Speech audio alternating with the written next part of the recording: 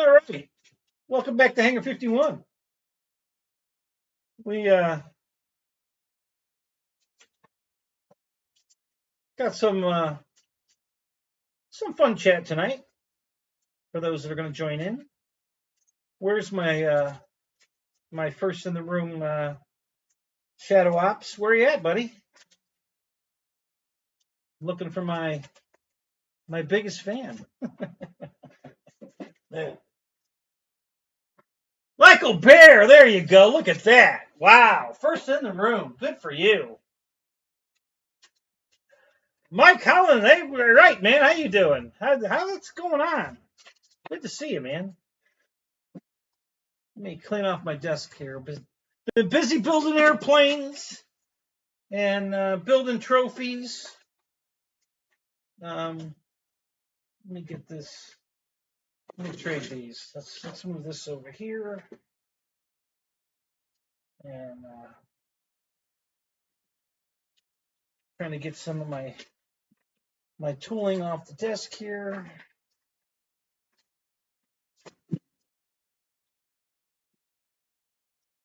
Let's see.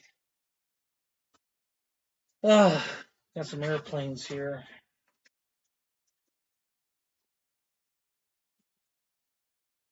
All right. Guess we could just push all of this up in front of the camera, and then we can't see it. That'll be good enough. All right, let's get this guy here.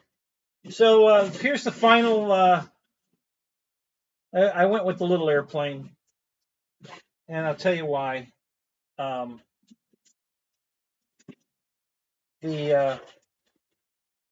drilling the hole in his hand, so he could hold the airplane, and I guess let's see this. I guess the one in the middle here.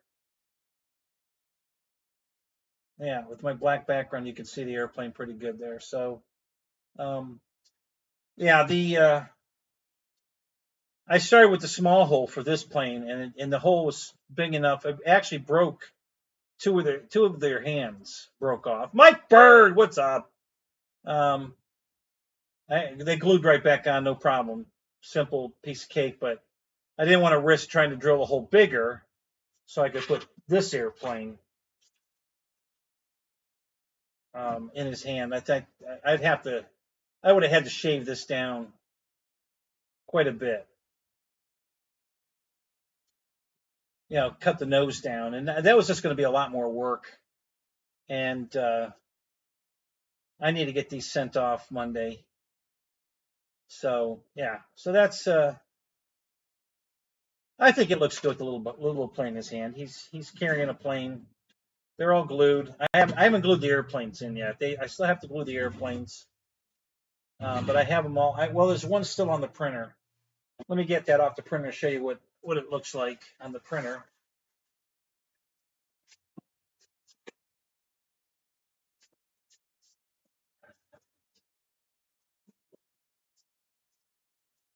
So this is what it looks like when it comes off, when it's done print. Okay. And the wings are almost clear. Okay. They look clear. And the tail feathers, the horizontal stabilizer, because they're so thin. And that's why I printed it with the PET G instead of PLA, because this is very strong compared to PLA. I can flex the hell out of these wings and they won't break, and they're so thin that they're almost clear. So I don't. It printed a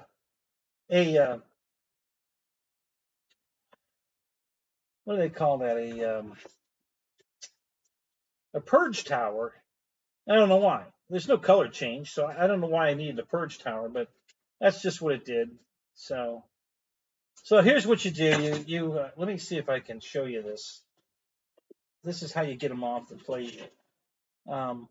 Usually you can just flex the plate like this, and it'll pop off. But this isn't going to do that because it's too small and everything's too flexible. So that's not going to pop it loose. If it was rigid like the base, well, there goes an airplane. like the base here, that would pop right off because it's rigid and it would just, the plate would flex under it. But the airplane just flexes with the plate. So it's not going to come off the plate that way. So you got to, I literally have to take this knife and cut it off. So the way I do that is I'm gonna flex it like this. Let me get this purge tower off first.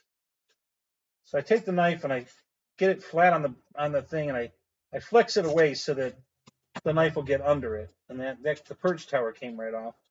And then what I'm going to do here is get under that horizontal stabilizer right there.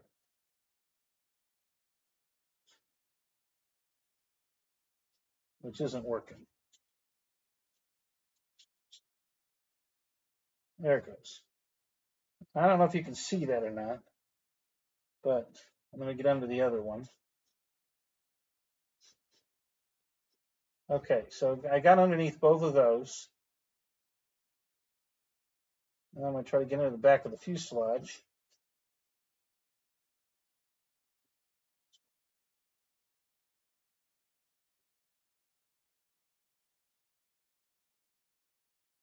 All right, so let's go back to the wing now. We'll get under the wing.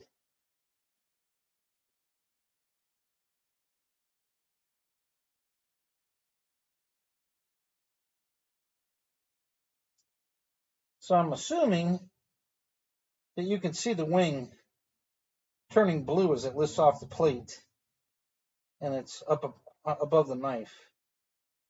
So now you can see that, the one wing is up, and you can see it, and the other one's still glued to the plate. So it's almost clear. But the tail feathers you can see them clearly now, and the one wing, because it's not, flush against the plate anymore. So when we get the other side here, and then we're going to get under the front here, under the nose.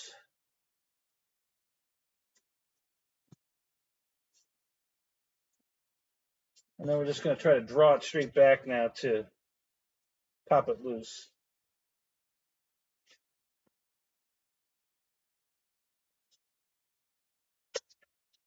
And there it is. It just popped off.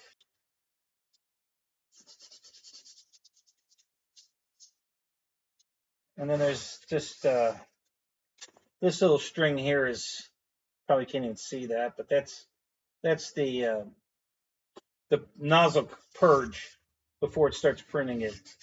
It prints a line down the side to, get a fresh amount of filament before it starts printing.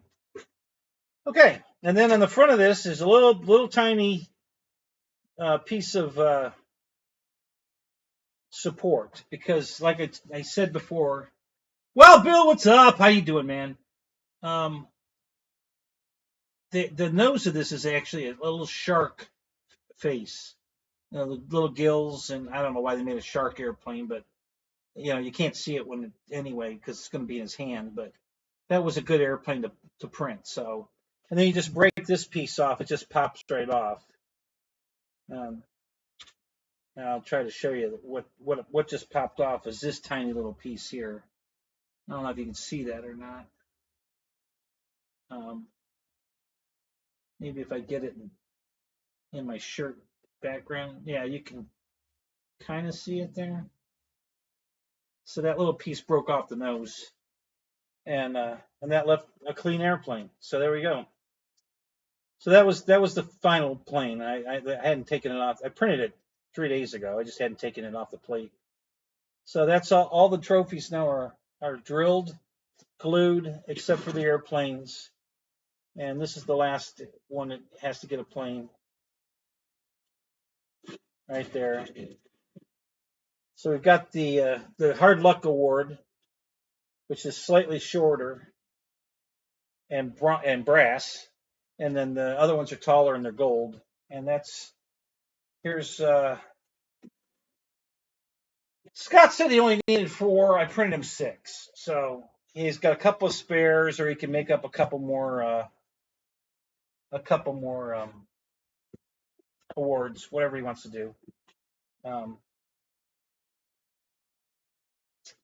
So 6 airplanes, 6, and the airplane in the Hard Luck Award is damaged, and I'm going to damage it a little more. But yeah, that airplane's got damage on it because it's the Hard Luck Award. So, so yeah, the Bigfoot event start midnight tonight, guys. I guess it goes live. First thing tomorrow morning. So if you're going to register, you want to pick the lot of where you want to park.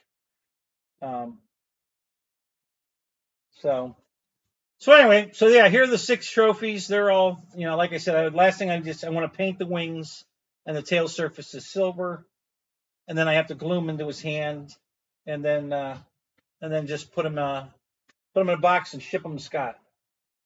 So that's where we're at there. Wow, that's interesting. Guess I can push that all the way to the back.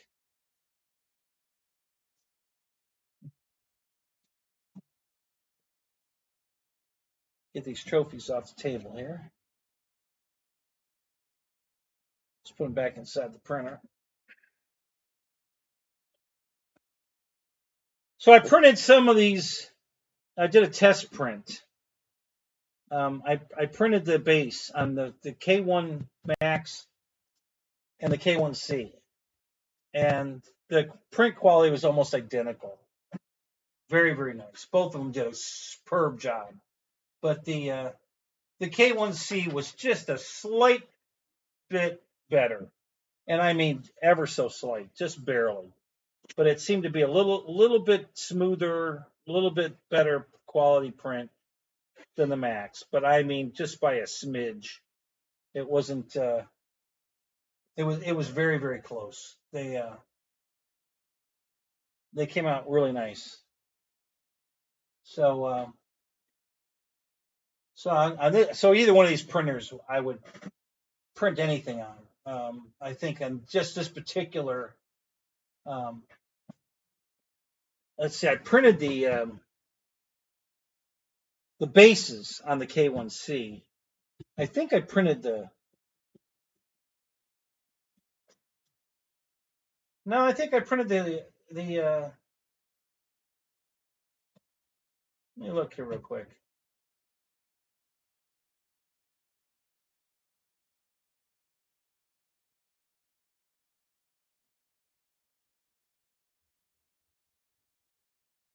No, I printed the. Yeah, I printed the Bigfoots themselves on the K1 Max, and I printed the airplanes on the K1C, and I think I printed all the bases on the K1C. There was so minor difference. It was a toss up. I could have printed them on both. I just did the last update. Eric, what's up? How you doing? I just did the update on the K1C one, the last update I did on the file. So I just let them print over there. They came out good. So yeah, the Bigfoot trophies are, minutes away from being finished. I just, between now and tomorrow, I'll paint the wings, glue them in the hand, put them in a box, and take them to UPS tomorrow or Monday. I mean, who didn't buy a Powerball ticket? I think it'll be easier to ask who didn't buy one than who did. So if you didn't buy a Powerball ticket, raise your hand.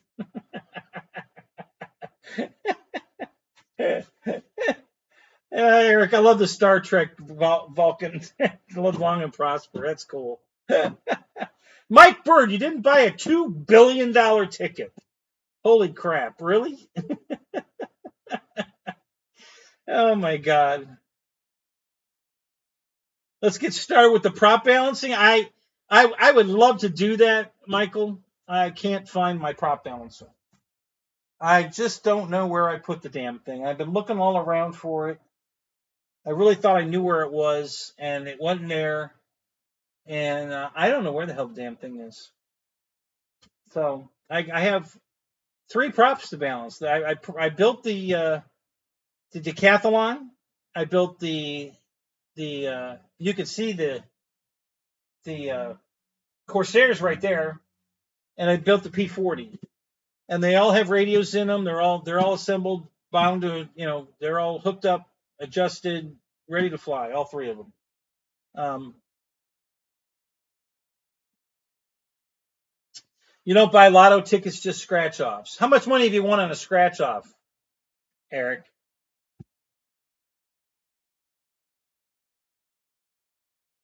Didn't know they were on sale? You didn't know there were lottery tickets on sale worth $2 billion? What rock have you been living under? I don't understand, Mike. How do you not know that the lotto is up to $2 billion? I don't think it's quite 2 billion. It's real close to it. Let me see if it says on here. Here's my ticket right here. This is the winning ticket. So don't waste your money, guys, because I'm winning it tonight. So they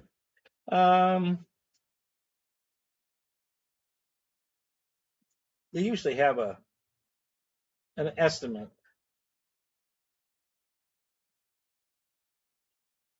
Yeah, the estimate is 1.8 billion.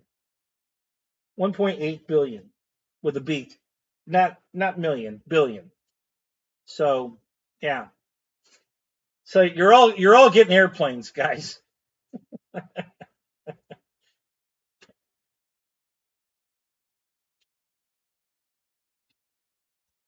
Yeah, if I win the lottery, you're all getting airplanes, and I don't care if you want a real one or a model.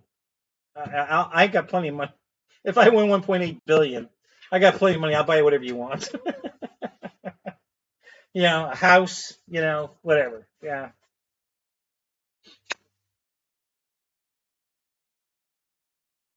So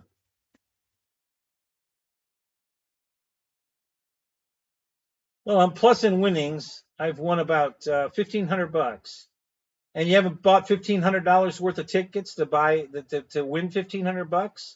Well, good for you then. That's awesome.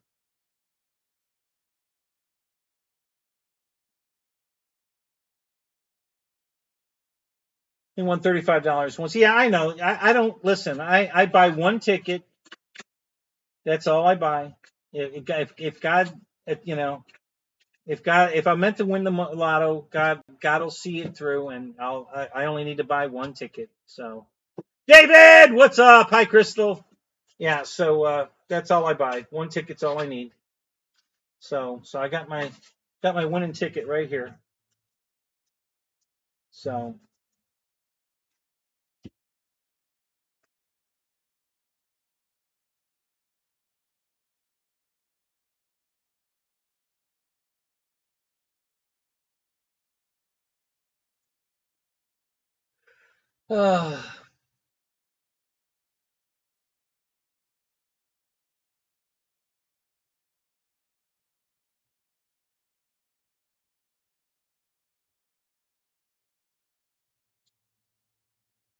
So it looks like Mike Bird's the only one that didn't buy a ticket. So yeah, I knew it would be easier to do it that way. All right. So let's see. What do we want to talk about? All right, we're flying last Sunday. I took my friend that I fly with, Mike. He had brought a machete from Motion RC over here to put a aura in it. So I set it up, and because of the size of the plane, very close to an RV-8, it has individual flaps and ailerons. I set it up with a program. I put the RV-8 Aura program in it. So that gives him three positions on the switch. You got high rates, low rates, and gyro off, which I doubt seriously you'd ever fly it in gyro off. There's no reason to do that. I'm always in the high rates, gyro on, and anybody I let fly it, I leave it at high rates.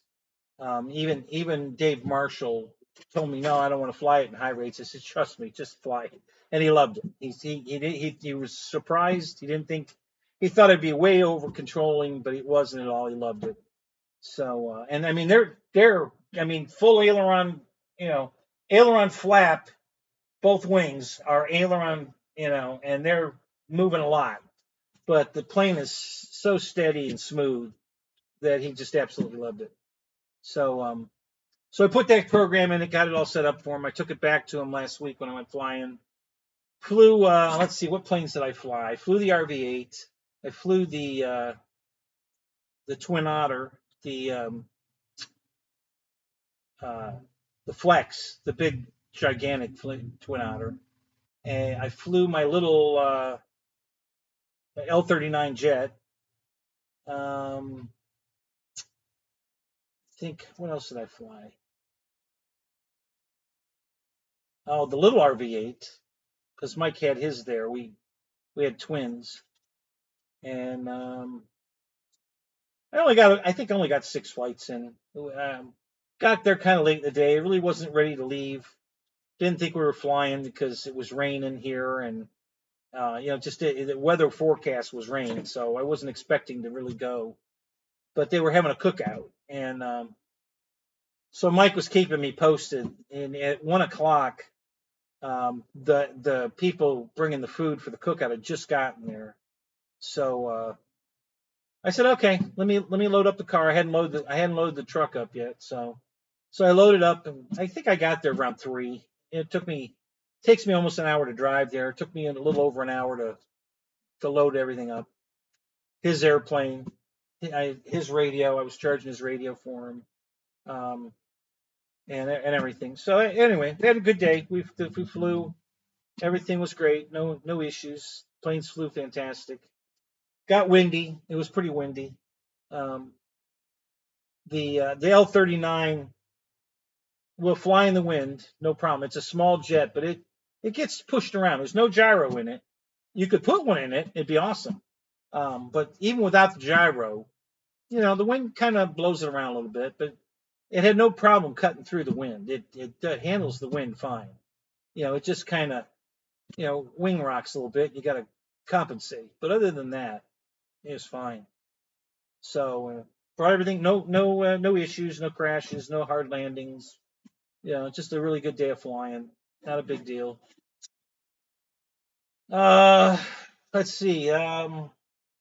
No issues on the build, although the Corsair behind me is an old kit. Definitely needs updating. It does not have a servo tray in it. It has in that particular airplane, the battery.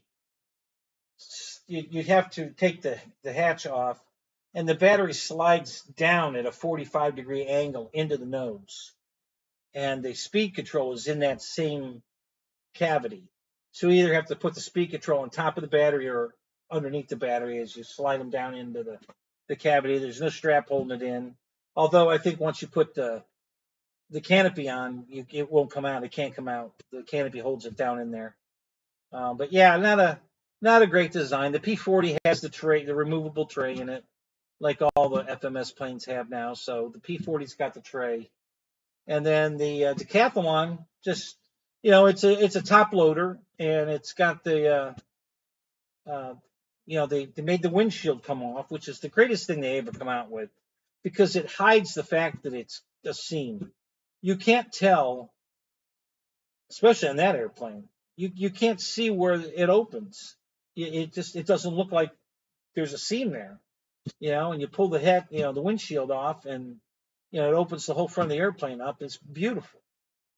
And God, the quality of that airplane, guys, is really good. That's one of the best things that's come out of Horizon Hobby in a long time. Everything. It's the whole plane is wrapped, okay, in a wrap. So there's no real bare foam anywhere. I think maybe the very bottom of the fuselage might be bare foam, but the whole top of the fuselage, top and bottom of the wings, top and bottom of the stabilizer, the rudder, everything, it's all wrapped in a wrap, and it's absolutely beautiful. The wrap's pre-printed, so all the stars and the lines and all the words, all the supporters and all the advertisers, all that's printed on the wrap, and then they just wrap each piece with the wrap, and it's gorgeous. It really comes out beautiful. What a beautiful airplane. Put together really nice. I really like the way it went together. Um, I'm probably not going to have any problem with the landing gear, but I think the weak link is not the way it's mounted, but the structural strength of the aluminum landing gear seems a little on the weak side. I wish they would use the same gauge steel they used, or aluminum, that they used on the Valiant, because that landing gear, it's very robust. For a small airplane like that, it can handle it well. This one's kind of springy, so a hard landing will probably bend this landing gear. Not, I mean a pretty hard landing, not a bounce or a good landing that could have been better, but I mean like almost a crash landing, I think is what it would take to bend it. But we'll see. I haven't flown it yet, so we'll find out. How much longer? I don't think you can buy a lottery ticket. I think it's over. Um, Let me look, see what time it is. 10:44. You might have about 5 or 10 minutes, maybe, depending on where you go to get it. You may have about 5 or 10 minutes. I know the one Circle K that I used to go to, they sold tickets, I think, right up to 6 minutes before the 11, because they draw it at 11. So yeah, you got a few minutes, Mike. If you got someplace close by, you might still be able to go get a ticket. Um,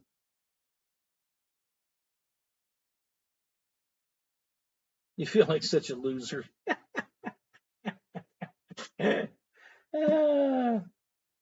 Yeah, and that big beautiful house you have, I'm sure you feel like a loser, Mike. Yeah, yeah. Anyway, so let's see what else is going on.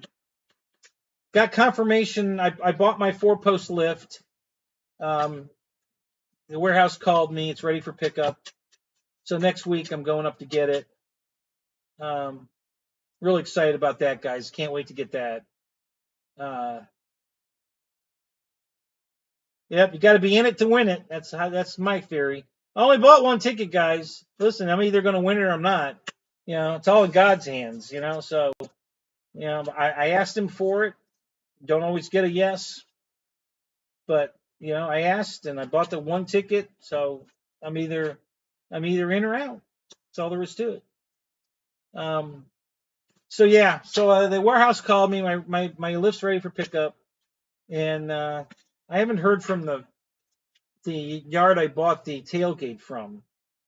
So I'm a little concerned about that. Not that I'm not going to get my money or anything. I'm just wondering why it's been over a week to get a tailgate off of a truck.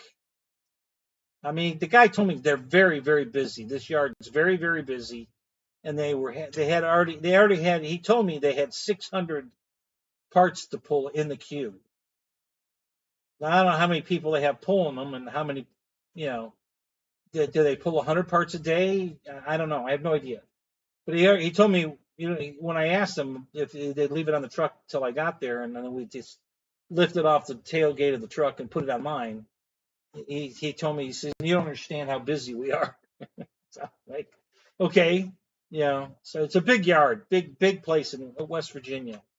So I have to go up to West Virginia. So I know, Michael, you're in Kansas.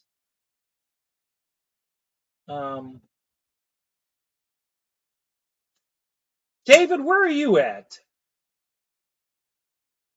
What part of the world are you in, David?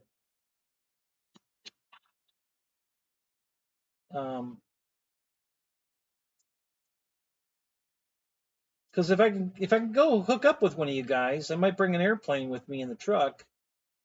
And you're in North Carolina, okay? East side of North Carolina or west side? Where are you at? East Coast, West Coast, high, low?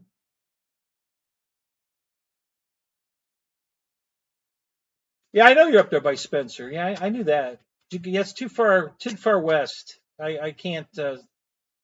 Everything the yard where the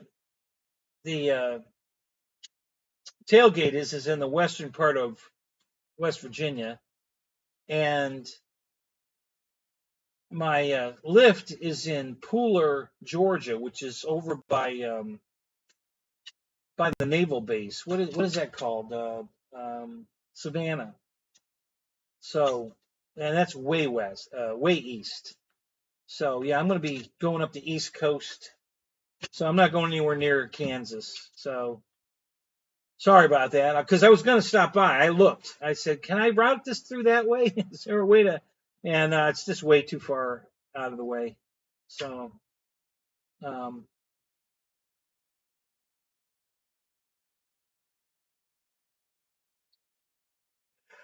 uh, loving your Ridgeline? Yeah, I bet you will. It's a good truck. Honda makes good stuff, guys. Yeah, I used to work for Honda, so I know. Good product. Absolutely a good product.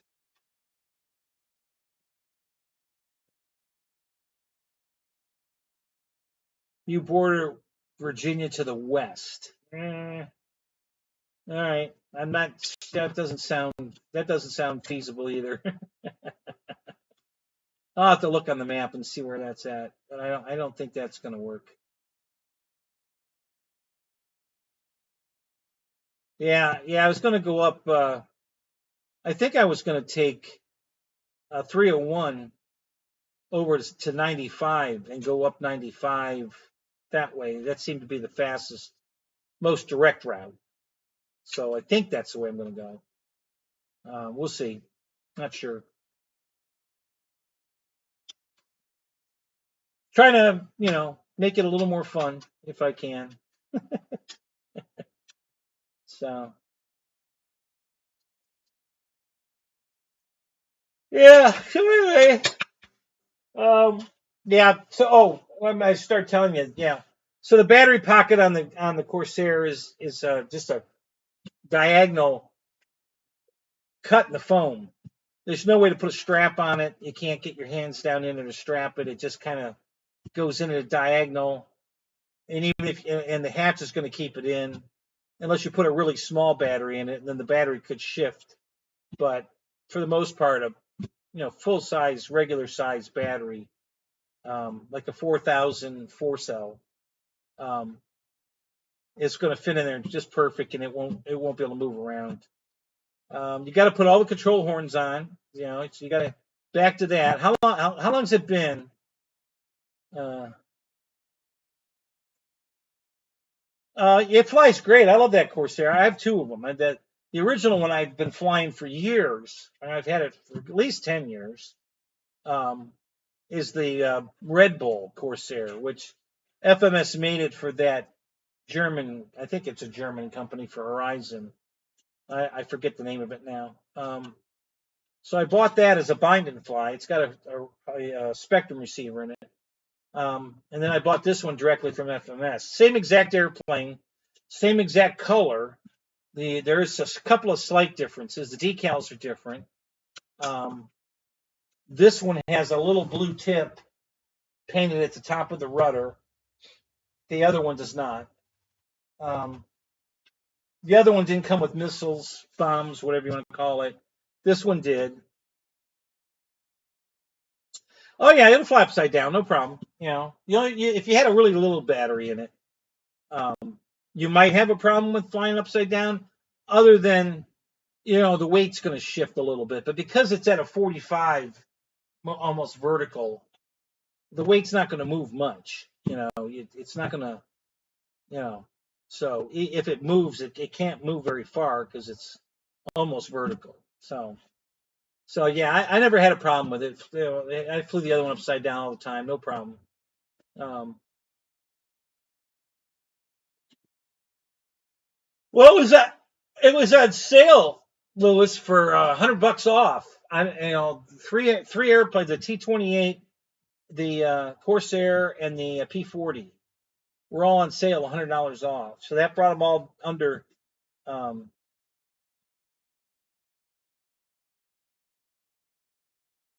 Was it under?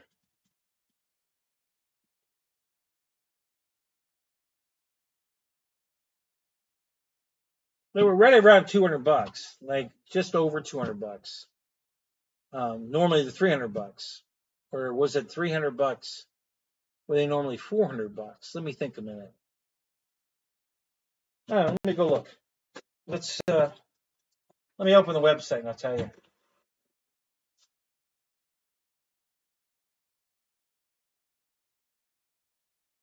Oh, can't do that.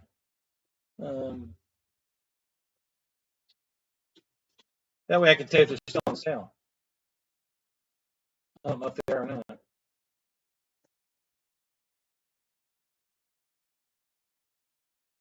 I think they were almost $400 on sale for $300, under $300, or right at $300 instead of $400. So let's see what's still on sale. I think the sale might be over, but yeah, I think it's over. I think it ended in August. They got a flash sale going on. Let's see what this is.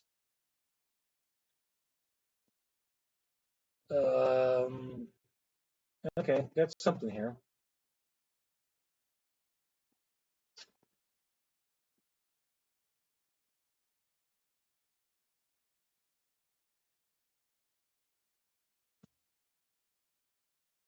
Okay, we got something going on here. How much? 16, $20. 20, 13, 13, 27, 16. Yeah, the sale's over. Well,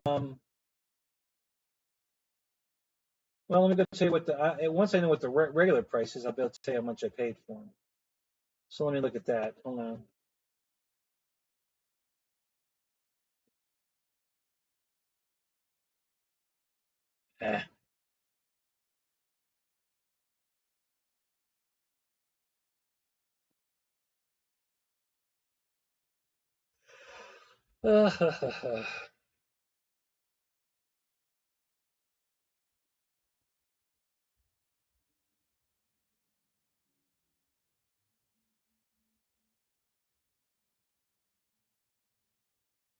Hmm.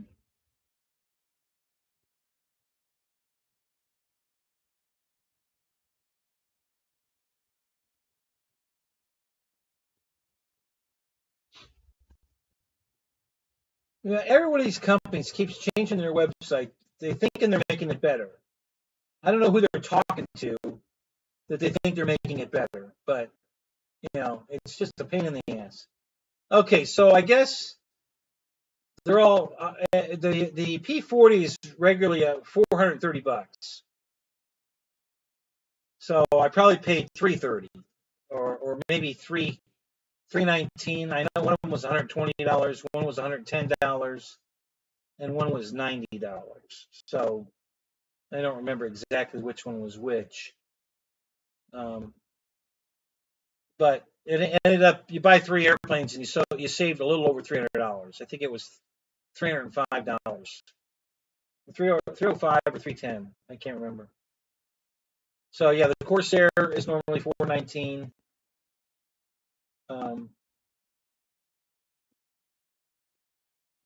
The T-28 is normally $419,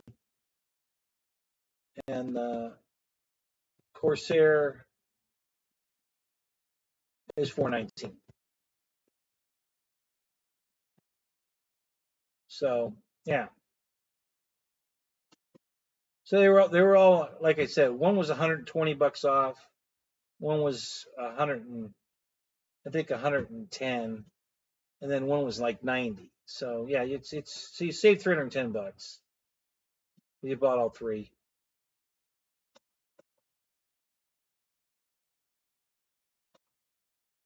I already had the T-28. I already had the Corsair, but I decided I wanted a backup, so I bought 2 brand new ones. And then I'd never had a P40. I always wanted to get one. Never did. I think that was the one that was I think that was $130 off, because I think it was if I remember right, I think it was $289 for the P40. I think. So it was under $300. Normally $400. I think it was on sale for like $289, I think. So yeah, it was a good deal. You know, they had a great deal going on. And the end of summer sale that Horizon had was pretty good too. There was a lot of good deals there too.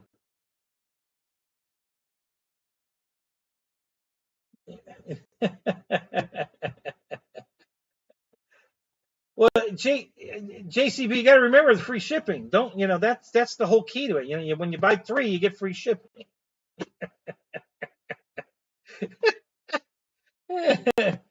So anyway, yeah. Don't forget that. You know, I think you must have forgotten that. So, um,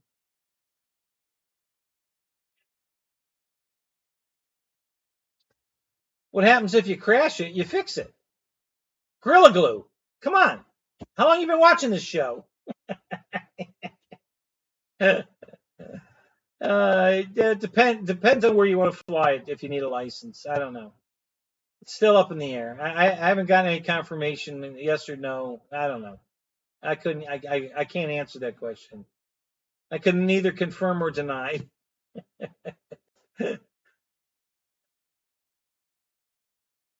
Actually, they do have a version of it, I believe. FMS is now selling just about everything as a ready to fly. So yes, you can buy it with the controller, I think. Yep.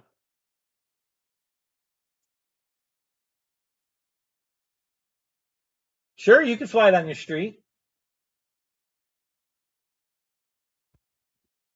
Yes, they were the 1400 size planes. Yep. Yeah, all 3 of those were 1400 size planes.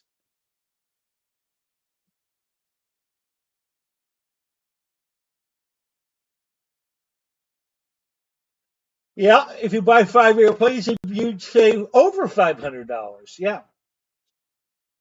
Yep, depending on which planes you buy. Yep.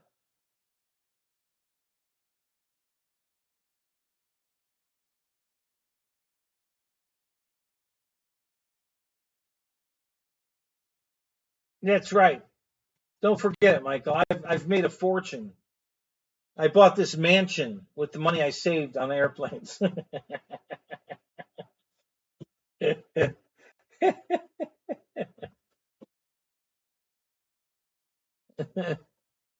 Oh,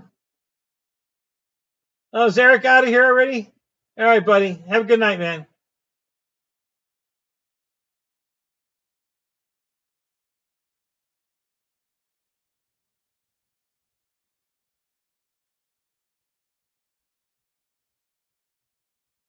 What stupid questions do spectators ask me when I'm flying? I don't think I've. Let me think. Man, I don't get asked too many questions. You know, I probably the question I get asked the most is how long have I been flying? I think that's the question I get asked the most. If I had to pick one question that I get asked the most, that would be that one. How long have I been flying? So, and then everybody's surprised. Um, you know, most of the people don't even think I'm that old. They just look at me like I got 6 heads. Like what? Yeah. That so, but yeah. That's got to be the question I get asked the most. How long have I been flying?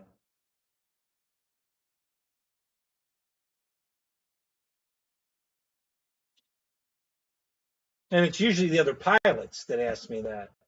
If I go to a new field, um,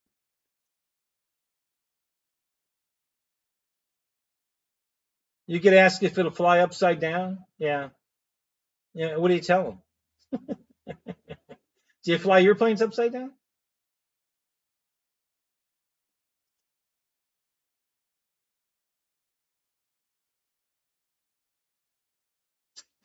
All right, Lewis. What do you want?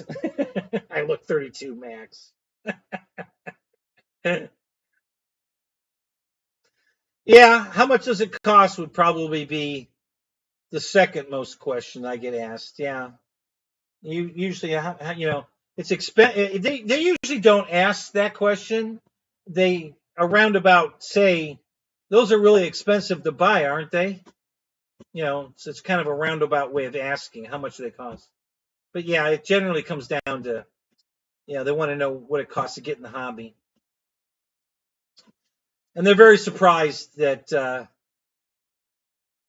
um, that you can get in the hobby much cheaper than they thought. So am I standing next to the Dodge 31?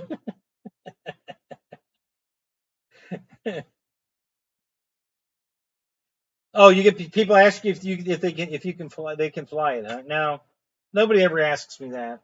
I haven't been. When I'm talking to other pilots, I usually ask them, "Do you want to fly it?" I usually offer to let people fly it, and most of them don't want to, like David, but I made him fly it. I had to twist his arm. Um, but yeah, um, yeah, I don't get to ask that too often. You know, I'm usually the one asking that question. Yeah, where can I get one of these? Yeah, that's another question. I don't get that a lot, but that's a question. Yeah, where do you get one? And I say, well, probably online because most hobby shops are out of business now. So, but if you know, we just had another one that opened and closed in 6 months, big store, and yeah, they pulled the plug in 6 months. So, how many times have you crashed? Yeah, yeah. I don't think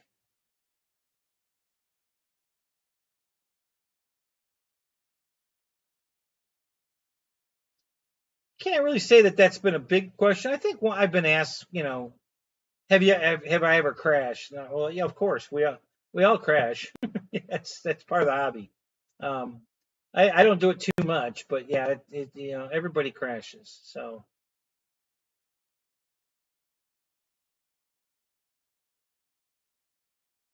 Ryan kept his shop for over a year. What did his shop in is when they were doing great until they decided to open a store in California. That's what killed them. They'd have done fine if they'd have just stuck with their store, the one store they had. They'd have been fine. Um, what if I don't have a computer? Well, use your phone. You use your phone anyway, don't you? I don't. Not the Hobby Town. Actually, you know what? The Hobby Town might have closed, but no, this was a brand new store that opened in the outlet mall off of 54. Um, they built a big indoor. I never went in the store. I didn't get a chance to go in there before they closed. But I guess they built a big indoor RC car track, and it was a big store, and they had a big supply of airplanes. But as the planes sold out, they never replenished them. I guess they wanted to get out of the airplanes. They want to be just strictly a car. You know, they'll order you an airplane, but they weren't going to stock them. And yeah, it just kind of I don't know. All I know is what Mike tells me, and I don't know much.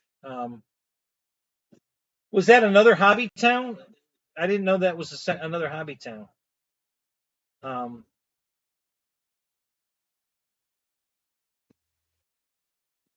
yeah, yeah. That catalog was my biggest nemesis because everybody came into my hobby shop with that catalog in their hand. Can you match this price? Can you beat this price? I can't even buy it for that price. Sorry. Yeah, at the Grove. Maybe I'm not familiar with it. Is that what they call that area? When I was driving the bus, I was a West Side driver, and the East Side drivers went to the Grove. There was a bus stop at the Grove, so I heard it on the radio all the time, but I never really knew where it was. I didn't know what they were talking about when they talked about the Grove. So that could be it. And um,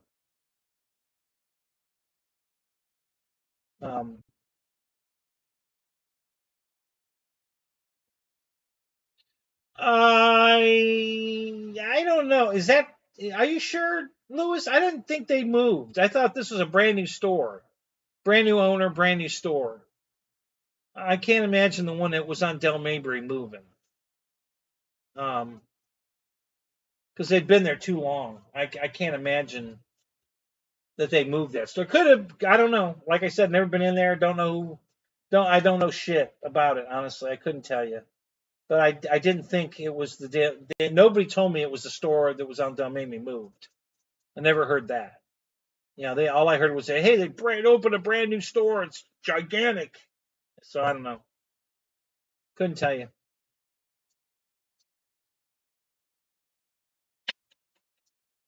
Did you go in there, Lewis? Had you made it in there?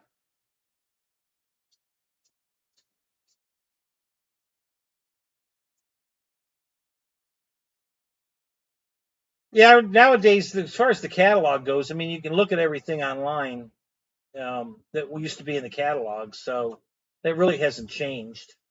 I mean, I know you used to get a. I still have a few of them around here. I'm sure. Um, Yeah, I remember getting the catalog, and I remember every customer who walked in my store brought their catalog with them.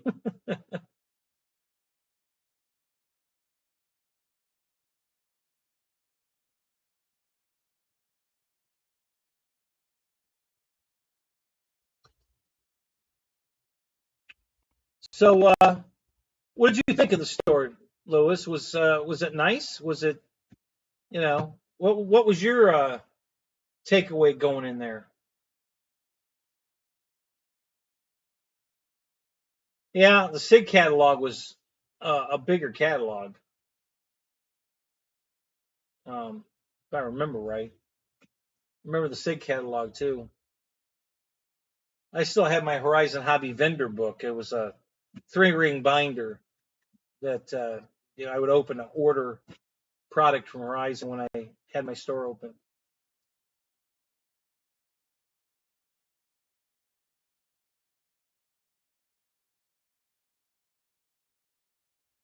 It was huge. Yeah, that's what Mike said.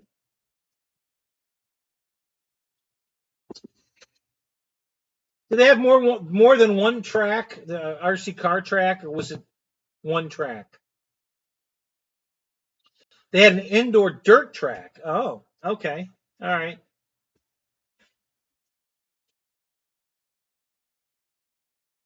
Yeah, the when the two brothers hobbies bought that store, um, the B&B store that was up here by me, and then moved it down to Del Mabry. Uh, it was at Del Mabry or um, Nebraska. I don't remember. But that was a huge mistake. That was the biggest. That was the worst thing they could have done. That was just, we moved it right down there where all the competition was. I mean, there's three other stores down there already. Why would you want to? You had a captive audience up here. There was the only store in town. There was no one around. Nothing. No competition. I couldn't figure out why he wanted to move it down there. It didn't make any sense.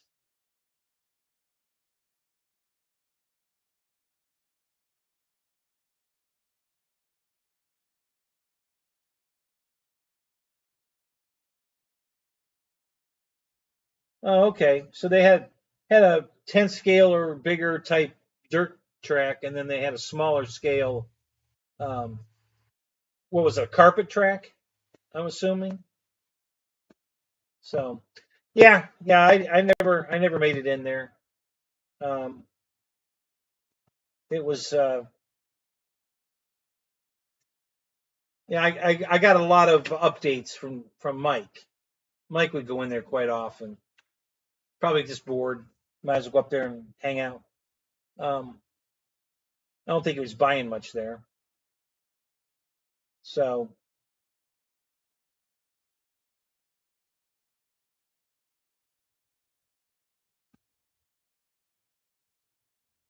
first the hobby shop closed, and then Waffle House. Hey, my Waffle House is up here. There's two of them local close by. They're both alive and well. There's two Waffle Houses right up here that are both alive and well. So,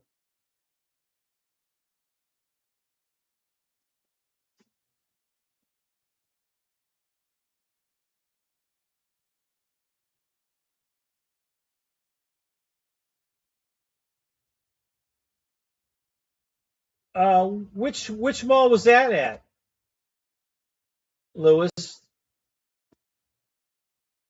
Philip, what's up? How you doing, man? Yeah, which mall was that hobby shop in?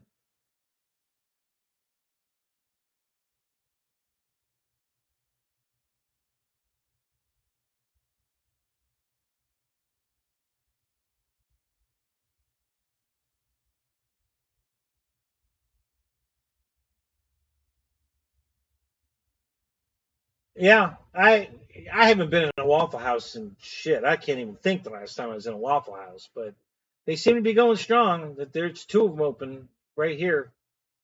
One's the closest one is right here on 52 by Shady Hills Road, the road I live on.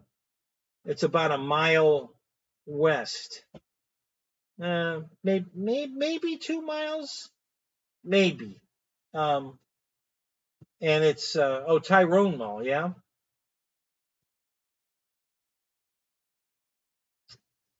And yeah, that's where the closest Waffle House is, and then there's another one um, at 52 and 19, which is farther away. But there's a Waffle House there too, and they're both still open, both still doing great, I guess. I mean, they're still open. I don't know how great they're doing, but they must be doing good enough to keep the doors open. So,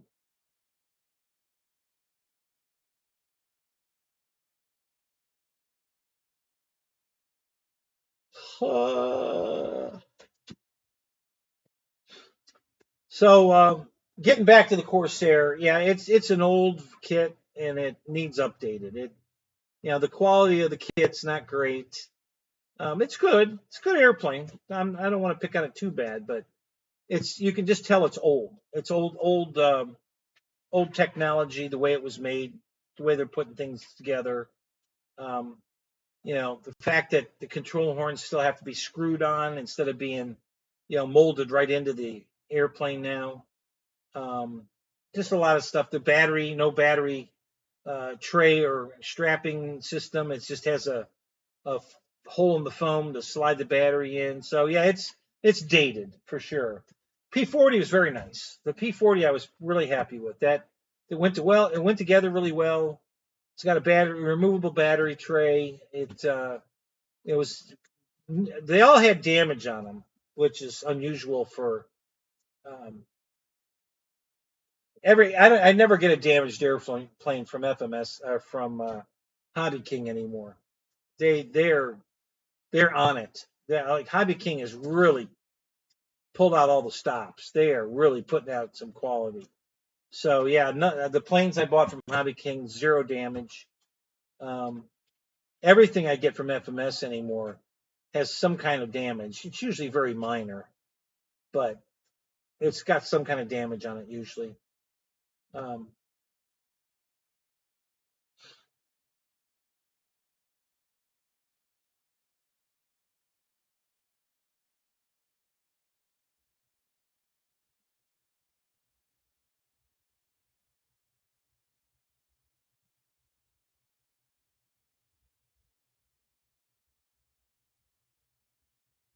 oh, is that right? Yeah, never was a fan of the Habu. That airplane never impressed me at all.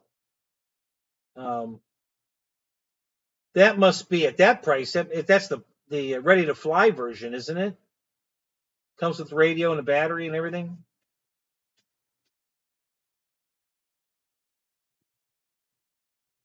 Yep, you ain't kidding, Michael. Hobby King was shit. I'm the first one to tell you that. Oh my god, I can't tell you how many times I was on the phone with them fighting over just trying to get the product I paid for not damaged. or not missing parts or whatever. Yeah, they were shit. And they went through a shitload of CEOs. They were on the verge of bankruptcy so many times. But the guy that owned it was persistent. I mean, he wasn't going to fail. I guess he decided, I don't know how many millions of dollars he had to sink into the place, but he just kept plugging along until he made something. He's in the top. They're number 4 in the top 10 list now. Hobby King used to not be on the list at all, and Motion RC was in second place.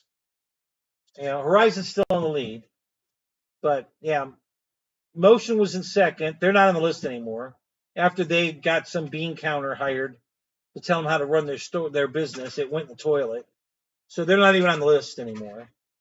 And Hobby King went from not being on the list into the number 4 slot. So Hobby King is really doing pretty well. They're definitely putting out some damn nice airplanes, guys. I got to tell you, they really are. That Super Tucano, I don't have it yet, the PBY, but it looks fantastic. Can't wait to get that airplane. What else? Some of the other planes I've bought from Hobby King recently that I really like. Well, they're carrying X-Fly planes, so I've bought a couple X-Fly planes through them. Trying to think. I bought that little 64 millimeter jet, the Viper jet. Completely forgot I bought that. It's still in the box. I did unbox it to look at it, but I put it back in the box. That's a nice little jet. Yeah, I've been really, really happy with Hobby King. I ordered my Decathlon, and I ordered the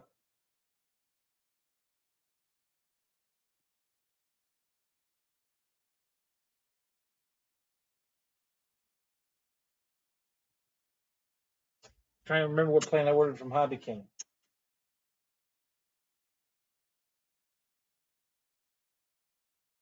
Christ, didn't I just unbox that damn thing? What was it? Oh, the T-28, the anniversary, the Navy anniversary T-28. I ordered them the same day, within minutes of each other. Okay? And I'm a Horizon Hobby Elite member that I'm supposed to get priority shipping and all that woohoo. Yeah, the Hobby King got here 2 days quicker than the Horizon plane. So, like I said, they're really, Hobby King is coming. I mean, way. It's a totally different company than it used to be. We're going back 7-8 years, when they first started, and they were really shit. Maybe more than that. Might be longer than that, but yeah. I stopped buying for 5 years. I didn't even look at their site because I was so fed up with their bullshit. And then one day I checked out their site and I forget what airplane I bought.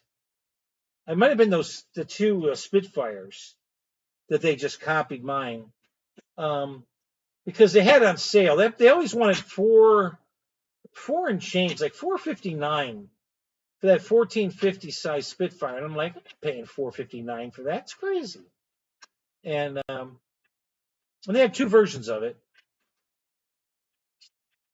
And I went on there one day, and it was on sale for like $269, something like that. It was over $200 off, over 50% off. It was like 60 or 65% off. And I'm like, holy shit! So I bought 2 of them, and I think that might have been the plane I bought to get a new read on the quality of Hobby King. And it was nice airplanes, very nicely made, very, very good quality. No issues with them, that other than the design was bad on the sand one, where they put that gigantic scoop in the wrong place, way too big, and it just looked ridiculous. So I cut it off.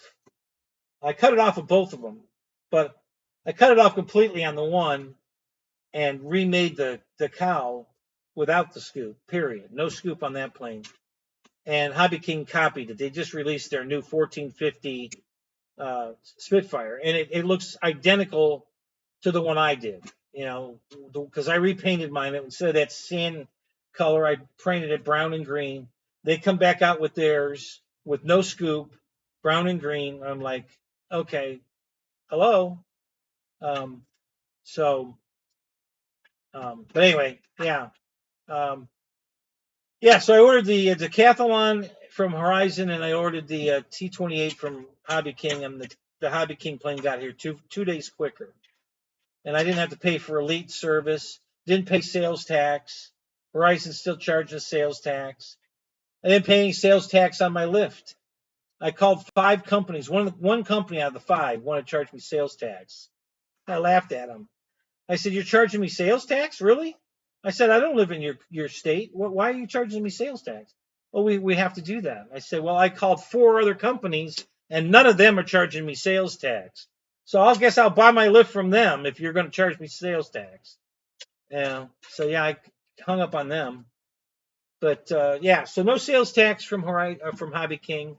Good quality now, really, really good quality. I mean, these airplanes are just amazing. That Super Tucano is gorgeous in every aspect. I mean, oh my God, love that airplane.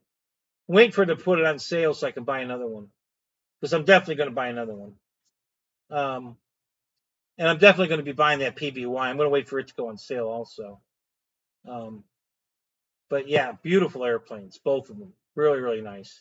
I can't wait to see a PBY in person with the full, it's got retractable floats on it and everything on the wingtips. Yeah.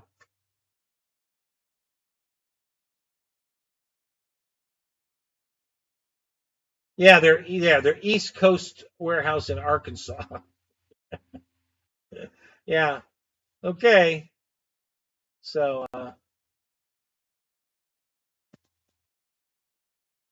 yeah, I never really paid any attention to that. I didn't know that it had actually happened. I was um,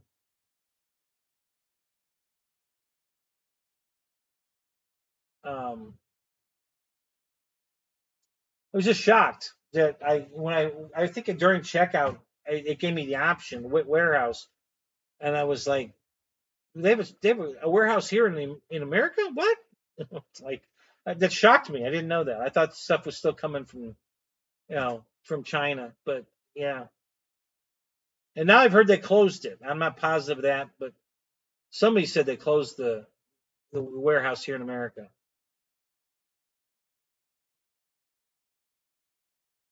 Right. That's how I understood it, JCB. If they have a store in your state, then they have to charge sales tax. So that one lift company didn't have a store in my state, so I don't know what the fuck they were doing. None of them have a store in my state. Um, but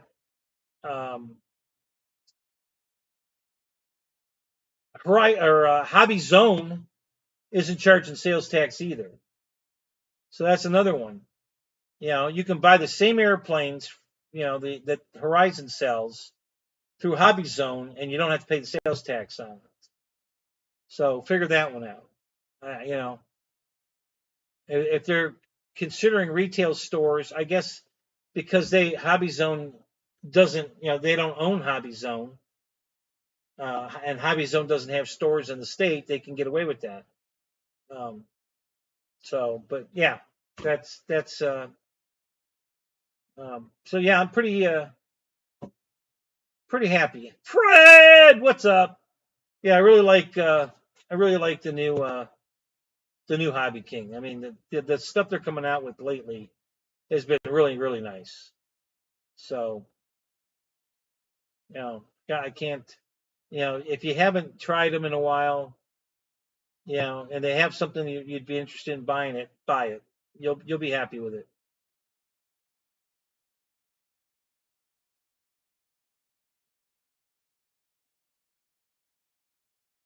Um,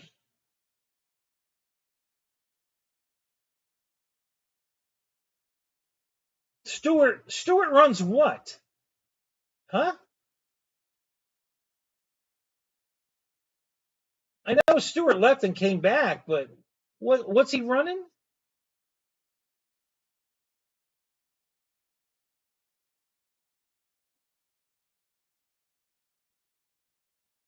I really like Stewart. I'll be honest with you. He's the reason I started buying from Hobby King.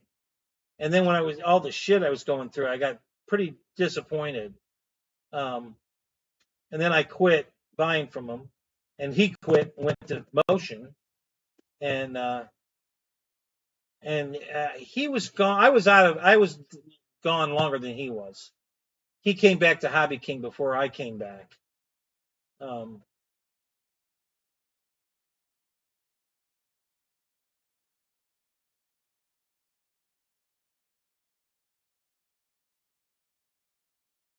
exactly, Phil. So I was telling everybody before, you got to buy 3 to get the free shipping. Not really. That's just my excuse for buying the 3. Um,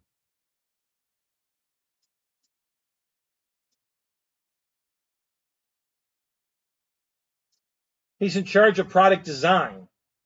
Okay. All right. Well, that's good. I think Stewart's good for the company. That's my opinion. I like Stewart. I think he's a good spokesperson. He's very enthusiastic about the products. Um, I think he's good for the company. They need to hang on to him. Um, on another note, the reason I was late tonight, again, we have game night at the church, and we have food first. Um, and everybody doesn't bring a dish, but you can bring a dish. I usually cook my ribs, which everybody loves. I never bring any home. I do four racks of ribs, and they're all gone. And um, they and then we play We usually you can play. We have all kinds of games, but mostly we play dominoes, and it's the Mexican train dominoes. I don't know if you play dominoes. I don't know if you know what that means. It's a very different than the original dominoes. Um, there's 15 different. I think original dominoes only had what, 6, numbers. 6. You could have 1, 2, 3, 4, 5, or 6 on one end of the domino. These have 15 on one end, from 1 to 15, and it comes with these little train engines. And they're called Mexican trains, and it's very involved. It's a really fun game though. So we play that after we eat. We usually play dominoes, most do, and we played tonight. I won tonight, so tonight was I've won. I wouldn't say I've won a lot, but I win more than my fair share. Let's just say that. I do really well at it. I have a little different strategy than everybody else's, and it seems to work for me. Um, so no, I don't have the new Cracker Barrel peg game now. I can only imagine what that is. Jeff in Lower Alabama, what's up? How you doing, Jeff? So yeah, I listened to everybody talk about when I first started playing. It's been about a year now, I think I've been playing. And when I first started, everybody told me, well, you gotta play. You want to get rid of all your high numbers first, so that when the game ends, you want the least amount of points. And that's not the strategy I use. I play to win. Which means I don't have any points. I don't give a fuck how many points I have. Generally speaking, I'm playing to win. I'm strategizing to get rid of all my dominoes and win, not end up with the least amount of dominoes with the smallest numbers on it. That's not my strategy, and it seems to be working well. I never finish last. I'm usually first or second. Once in a while, a third maybe, but I never finish worse than third. And so, like I say, my strategy's working pretty good.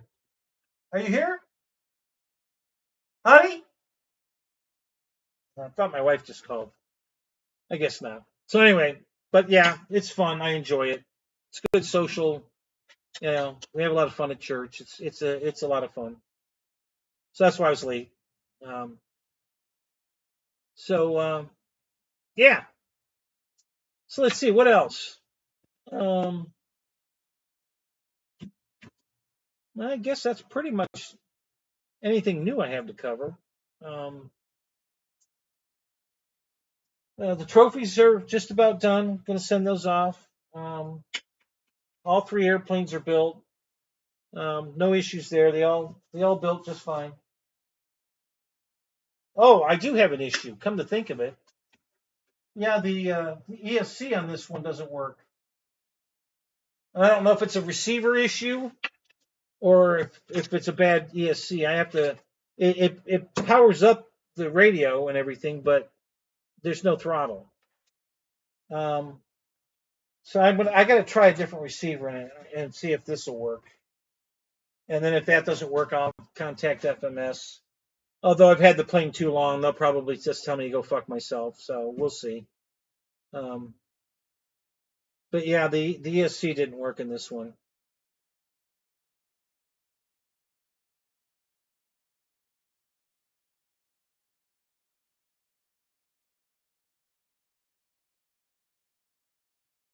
Oh well, with one peg, isn't everybody a winner? And everybody gets a participation award anyway. I mean, how do you lose if you only have one peg? I thought that was the goal was to get down to one peg. So if you're starting a game with one peg, I guess you're already a winner. Everybody's a winner. That's the way the new competition works now. Everybody's a winner. Boy, victory lane would be crazy in a NASCAR race if everybody was a winner. Could you imagine? 43 cars doing burnout donuts at the start finish line celebrating. That'd be interesting. uh,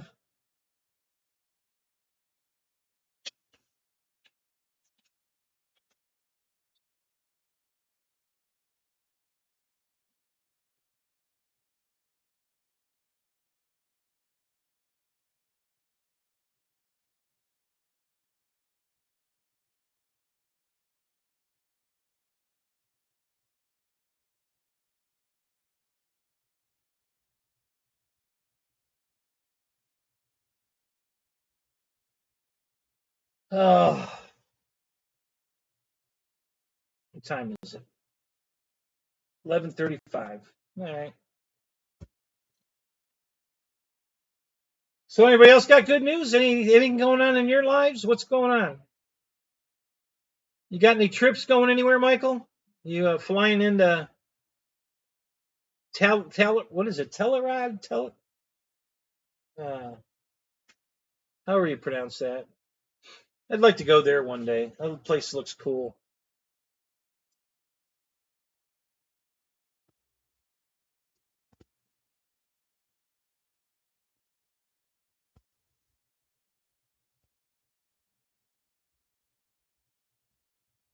Yeah, Mike. SVG is awesome. I did a video on him. I haven't put it up yet. So I'm starting a second channel. It's going to be about cars and racing because all the cars I've been buying and stuff.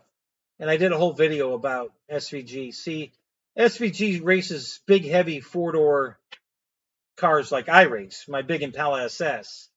So he knows how to drive a road course with a big, heavy car, and our guys really don't. So he's not using up his car like everybody else.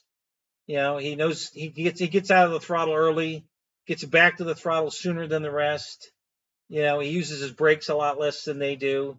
He just manages the car and let the car do the work, and he just drives away from them. You know, there's nobody in NASCAR that can even touch him. You know, he's just kicking everybody's ass. And I did a whole video, and I actually broke down one turn and explained while I'm showing it where he's getting the advantage at, where he's letting off the gas, where everybody else is letting off the gas, and where he gets back in the gas. and that's why every turn he adds another second lead to his lead, and just keeps driving away from him, and he's not even using the car up. So yeah, I'm a big fan of SVG. Sean's a hell of a driver, and um,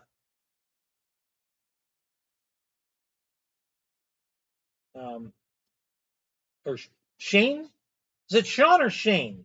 Shane, isn't it? I forget. Um,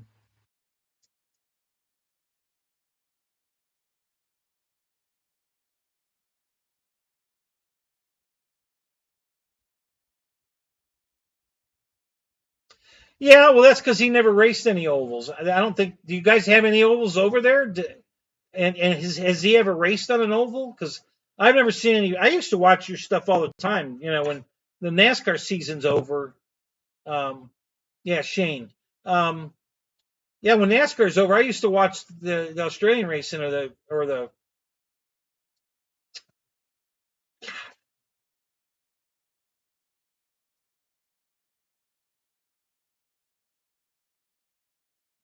I can never remember the name of the country just north of. Um,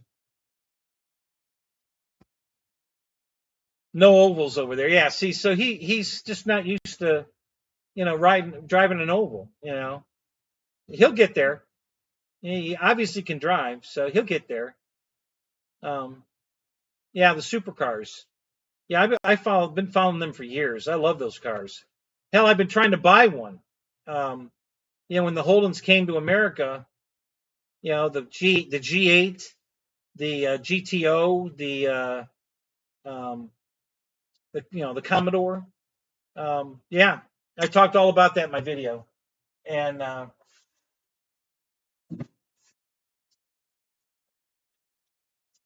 um,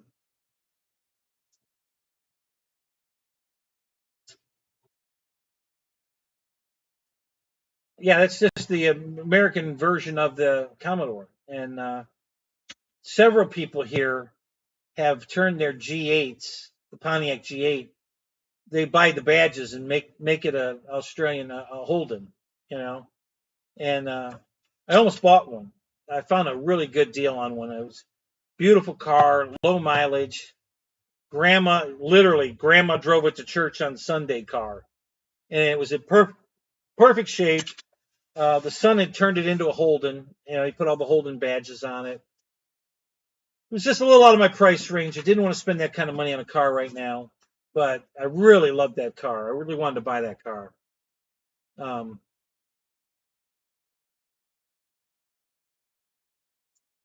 so I'm missing a conversation here. I'm trying to figure out what's.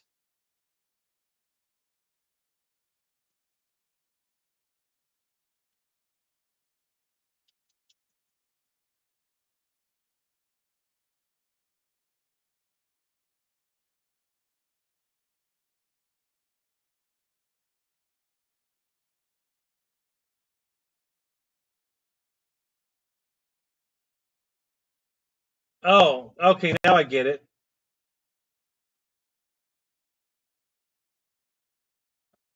So it's a little good news in your struggles there, Mike Bird. So I guess her flat, I guess you call it, is worth some good money. Is that what I'm getting out of the conversation here?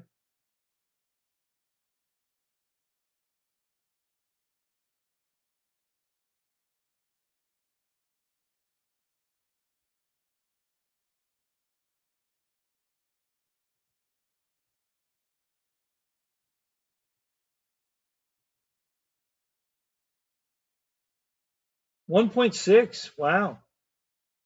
Is that pounds?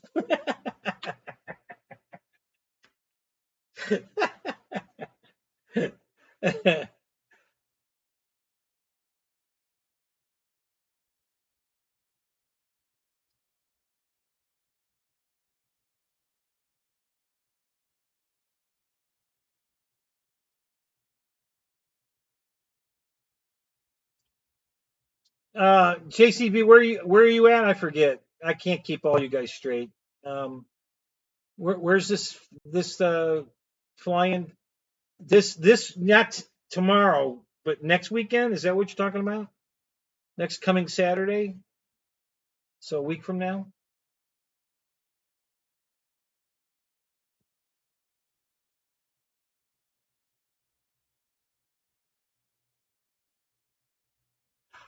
Uh,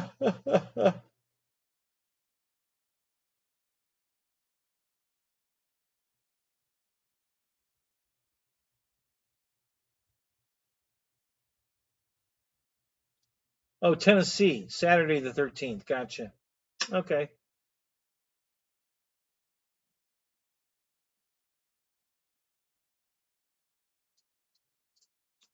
Depending on my schedule on getting my tailgate and my lift, there's a chance that could happen. I could actually be up there next weekend. We'll have to wait and see. I already got confirmation on the lift. I can go pick it up, but I'm waiting on the tailgate because I got to go to West Virginia to get the tailgate. So on the way home, I could swing. I could swing around Tennessee maybe. That's closer than Kansas. So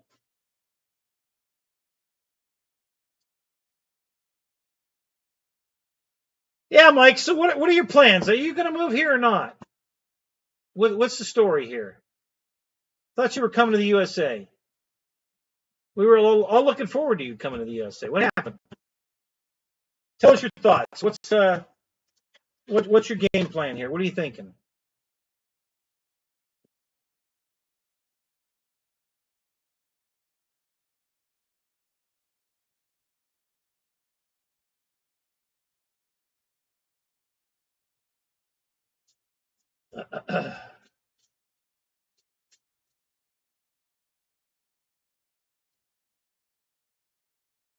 Yeah, I have warbirds. Boy, I could fill my trailer with warbirds and come up there and fly for sure. Holy crap, do I have warbirds?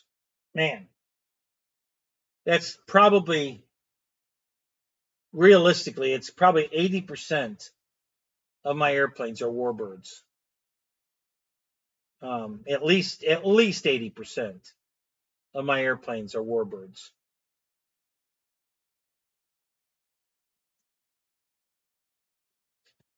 Everything I have, 99.9% of everything I have is scale. I don't buy I don't buy planes that don't look like scale airplanes. You'll never see me with you know an ugly stick or something along those lines. I don't buy those kind of airplanes. It's got to look like an airplane. It doesn't have to be exactly scale, but it's got to look like a Bigfoot, for instance, or what's another one? It's not a real airplane, but it looks like a real airplane. Um,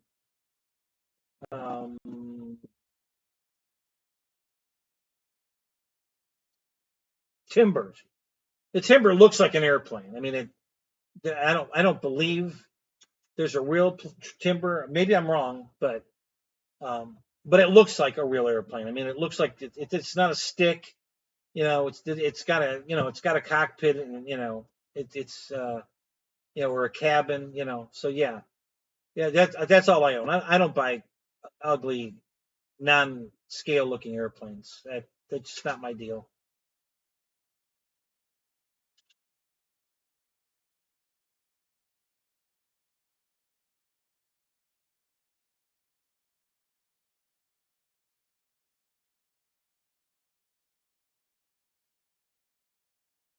Yeah. Well, I understand. So you were here, um, right? Who did you visit, and how long were you here, Mike? Didn't you go out and see Wild Bill? Did you make it out there? I don't think I've ever got the real story, how far you made it, or how far you were, how long you were here. You have a scale nutball. Well, there you go. Yeah, as long as it's scale.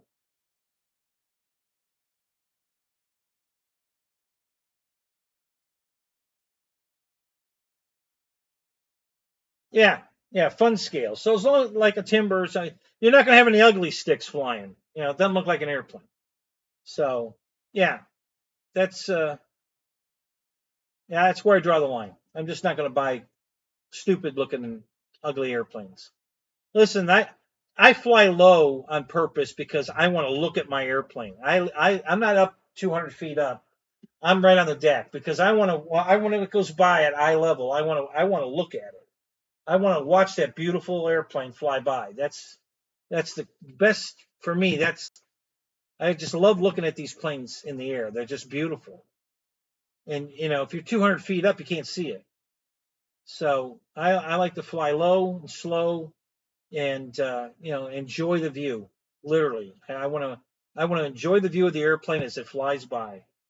So that's just me. That's why I fly scale looking airplanes and I fly them low and slow. Because I want to enjoy the beauty of the hobby I'm flying. I mean, it's I don't understand. I know a lot of people are afraid to fly low because altitude, it's 4 mistakes high, whatever. But you got to come down to land, and so I'm already there. Um, yeah, I've had a couple mishaps because of it. I lost the F7F Tiger Cat because the engine shut down, and I was only 15 feet off the ground, barely. Um, so I had no time to react. It just rolled inverted, and it was in the ground before I could even flinch. Um, so there's always that, but um, it's still that's what I enjoy.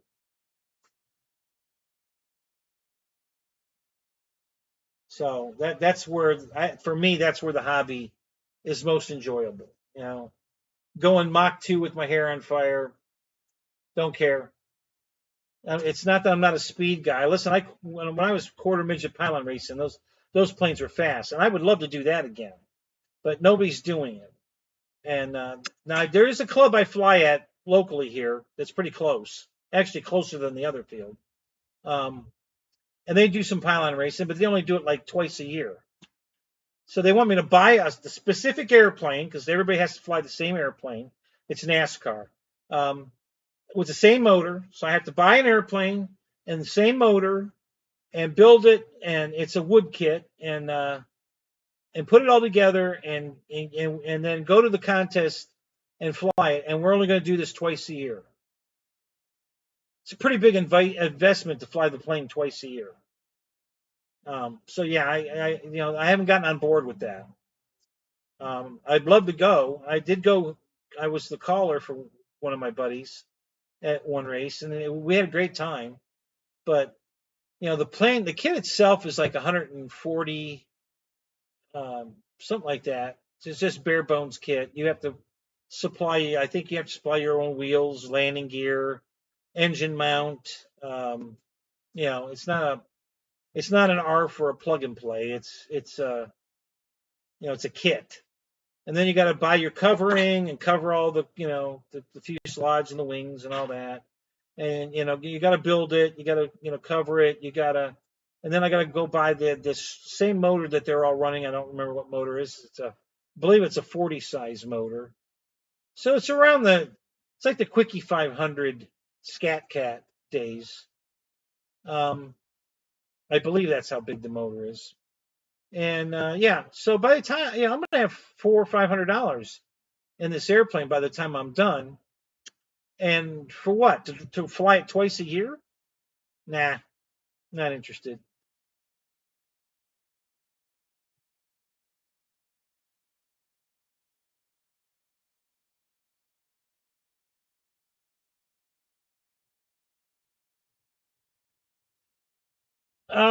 I don't think I know that name. Bob Ruther. No, I don't. I don't believe I know that name. We're talking back in 73, 74, 75. Um, I was 13, 14, 15 years old. So was flying north. I was in Ohio at the time, and we flew to Pennsylvania, where we would drive to Pennsylvania, Indiana, Illinois, and I think one of the states below Ohio, I can't remember if it was Tennessee, maybe. That was pretty much all. We didn't go any farther than that. Um,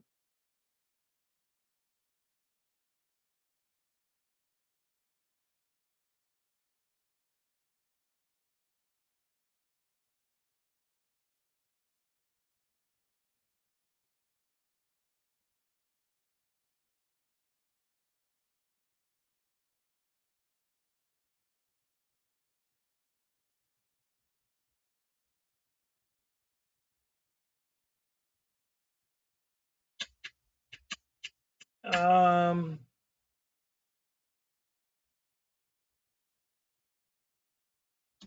Mike, I wish you had said that 2 weeks ago.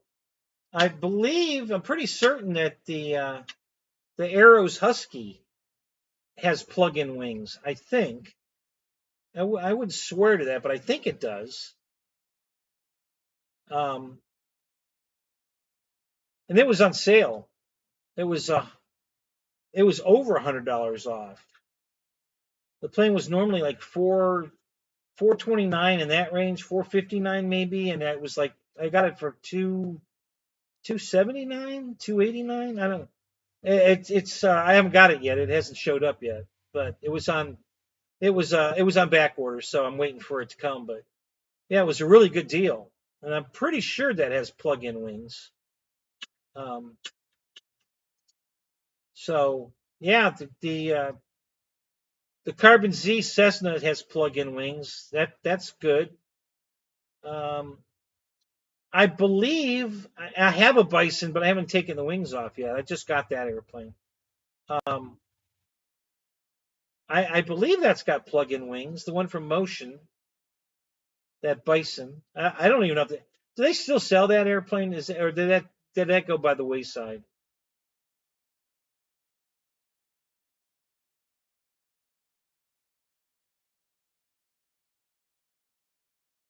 Yeah, the Sky Prancer. Yeah.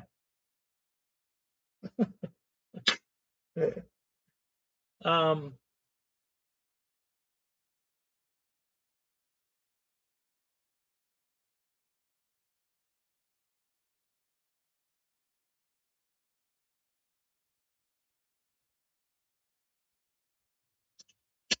let's see what else has plug-in wings. High wing.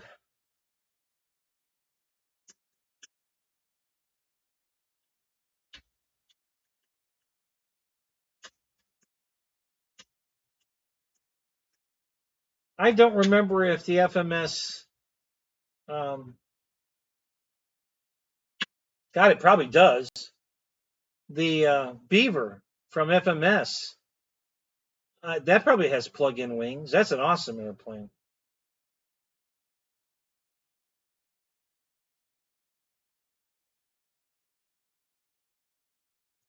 Yeah, well, yeah, that sucks. Sorry about that, Mike. Yeah, you might look at the FMS, the de Havilland Beaver. It's a 2 meter. It's either 2 or 2.2. I forget. Um, I'm pretty sure that has plug-in wings. See, with my trailer, I never have to take the wings off. Um, so I rarely take wings off airplanes. So I don't remember if the wings are plug-in or if I have to run the wires through. I'm not sure. Um, Trying to think of any of the other big airplanes I have that would.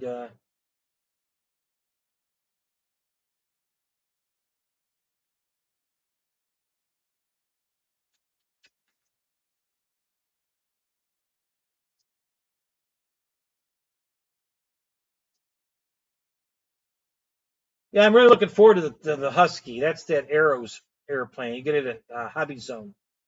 Um, yeah, that's a really nice airplane. It's 1.8. Um, that's a nice airplane. I'm not sure if the wings are plug-in or not. I bet they are, um, but I'm not positive. So I'm not positive in any of them. So check them out. But yeah, that's another really good one. I would look at that one.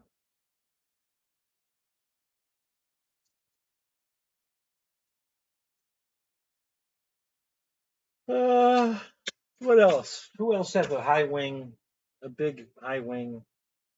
Um, the Cessna T, the Cessna 150 T, which is a tail dragger. I know that has plug-in wings. It's 2 meter, 2.1 meter, whatever it is. I don't know.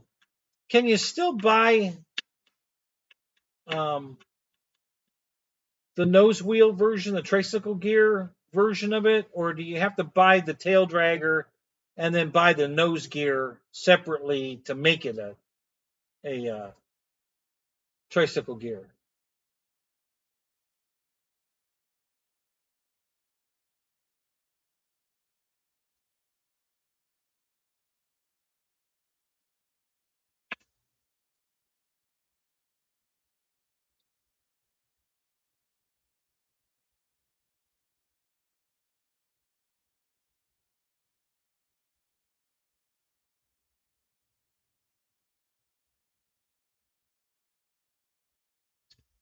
I guess, Mike, I would think I I would imagine. I'm not positive, but I don't the isn't the Cub SS that's a 2 meter. Horizon sells that. I'm guessing those wings plug in. I would think they would.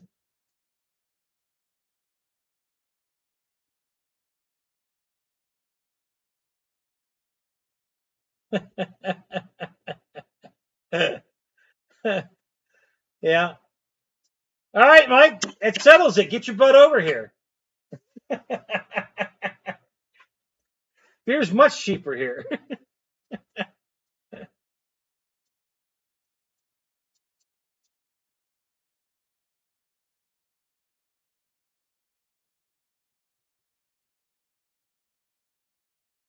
Oh yeah, if you go out and buy a beer at a restaurant, yeah, it's ridiculous. Hell, even a soda's ridiculous. Um, yeah, I usually when we go out to dinner, we just order water. Fuck it.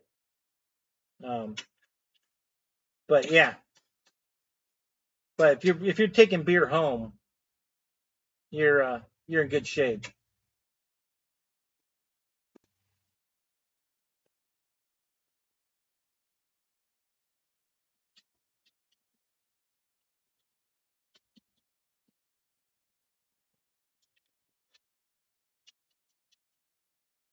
Well, I didn't win the Powerball. Those aren't my numbers. Darn it. Oh well.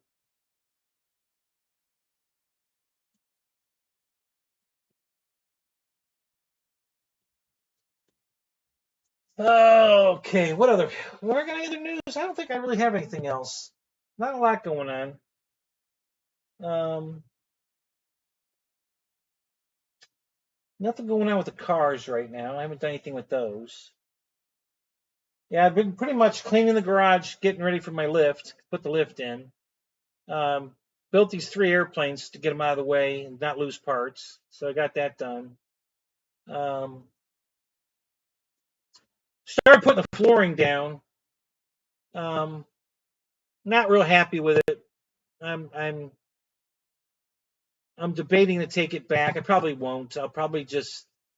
Uh, but I've decided I'm not putting it down before I'm going to do my drywall first because I remember started thinking about it after I started putting it down. How much of the spackle and stuff got on the floor when I was taping the joints and all that, and I thought, that this would be stupid to put the floor down and then have to put drop cloths everywhere. And so I decided I haven't got enough of it down. It take me literally about 10 minutes to lift it, what I put down, back up, put it back in the box. So that's what I'm gonna do. I'm not gonna put the floor down now. I'm gonna get my walls up first, and then we'll get all that finished, and then I'll put the floor down. So, which is the way you should do it. I just got overzealous to do the floor first because I knew I could build the walls and everything around the floor, but I forgot about the work of all the mudding, taping, sanding, to do the drywall. And I'm like, yeah, that's yeah. So I'm going to stop on the floor, put it back in the box, and get back to work on other stuff.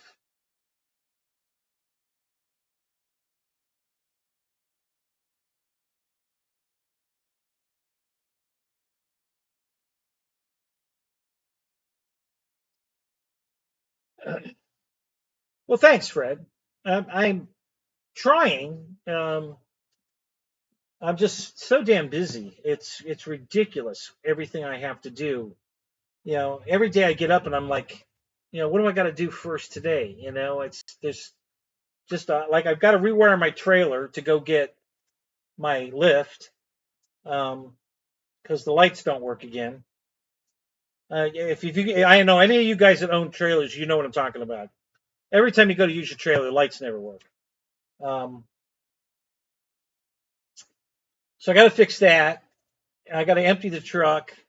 I got to take the tailgate off the truck. And then I've got that slide thing in the back of the truck, and I got to take that out. Um, I'm not sure if I'm going to put it back in or not, but the guy that put it in, and I don't know why he did this. It was a stupid idea, but literally there's drains from the tonneau cover that go down the side walls inside the bed. Now, theoretically, the water is going to go straight through and out the bottom, but not all of it. So a little bit of water gets left behind. Of course, you go around a couple corners, it finds the holes, it goes down. But if you got anything in the bed, it's not sitting on the rubber mat, if you're on the metal, then it's going to get wet. Well, this guy put one of those rail systems, like a big drawer that pulls out and it stops in 3 different positions, and which is great. You can load stuff on it, pull it all the way out, load stuff on it, and you can roll it back in, and it's great for all that. But that only really works if you've got a truck with a cap on it, not a tonneau cover, because it took a good 6 inches of room in the back away because of the mechanism that the rollers and the framework and everything. So now the floor of my truck is 6 inches higher than the floor normally is. And the guy drilled holes through the rubber mat and put the rubber mat back in the truck and put this railing system on top of the mat. So there's water underneath the mat that you can't get out. It's constantly got the bed's wet under the mat. And it's going to rot the bed. I mean, this is not going to work. So I got to get that out of there. I'm hoping the bed's not already rotted. But yeah, I got to get that mat out of there. And then if I put that railing system back in, I'll put it back in without the rubber mat, so that it's a steel floor under there that will dry. It won't hold water because the mat keeps it from the water won't evaporate. The mat's holding the water under the mat, so I got to get that out of there. And then I don't know. I'll make a decision whether I'm going to put it back in or not, but I definitely have to get it out. So that's and all this has got to happen before I go get my tailgate. So I got to wire the trailer, take the bed off. Not the bed, the gate, and I'm going to leave the gate here. I'm not taking it with me. I'm going to drive up there with no gate on the truck. I'm going to put the new one on it up there, and good to go. So that's just, and I've got other things. I've got all kinds of things to work on. The trophies, I got to finish those. Get these airplanes built. Clean the garage floor so I can get the trailer in here. Because when I come home with the lift, I'm going to build the lift right off the trailer. I'm just going to take a piece off the trailer and stand it up and bolt whatever needs to be bolted to it, and just, I'm not going to unload it and then build it. I'm just going to build it right off the trailer. I don't want to unload it twice. I don't want to unload it and then build it. I'm just going to build it as I'm unloading it. So So I got and I got to move. There's a car in the way. You know, my one Impala is sitting where the lift's going to go. So I got to move that car. So I got to clean that up, move that car. Just so much to do. And during the day, it's way too hot out here. My God, we're having record heat again this year. So, you know, it's pushing 100 degrees out here. Um, so it's just way too hot out here to be out here during. So I come out here at night. You know, I'm like right now till sometimes 11 in the morning. I'll work from now to 11 in the morning uh, and get what I can get done. And then by then it's too hot. It's usually way before 11, but I did make it to 11 the other day. And then it's just too hot. You gotta get out of the garage. You're just gonna, I'll die of heat stroke. So, um, so yeah, so I'm hoping, and I'm really excited. When I got that message from the warehouse that my lift was ready, that got me really excited because this is the second time I bought a lift. I don't know if you guys remember this.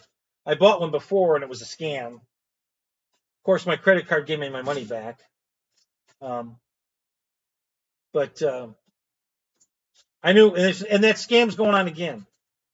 You know, I don't know if you guys have priced lifts, but they start a good one, a decent Chinese steel, decent one starts in the $2,800 range.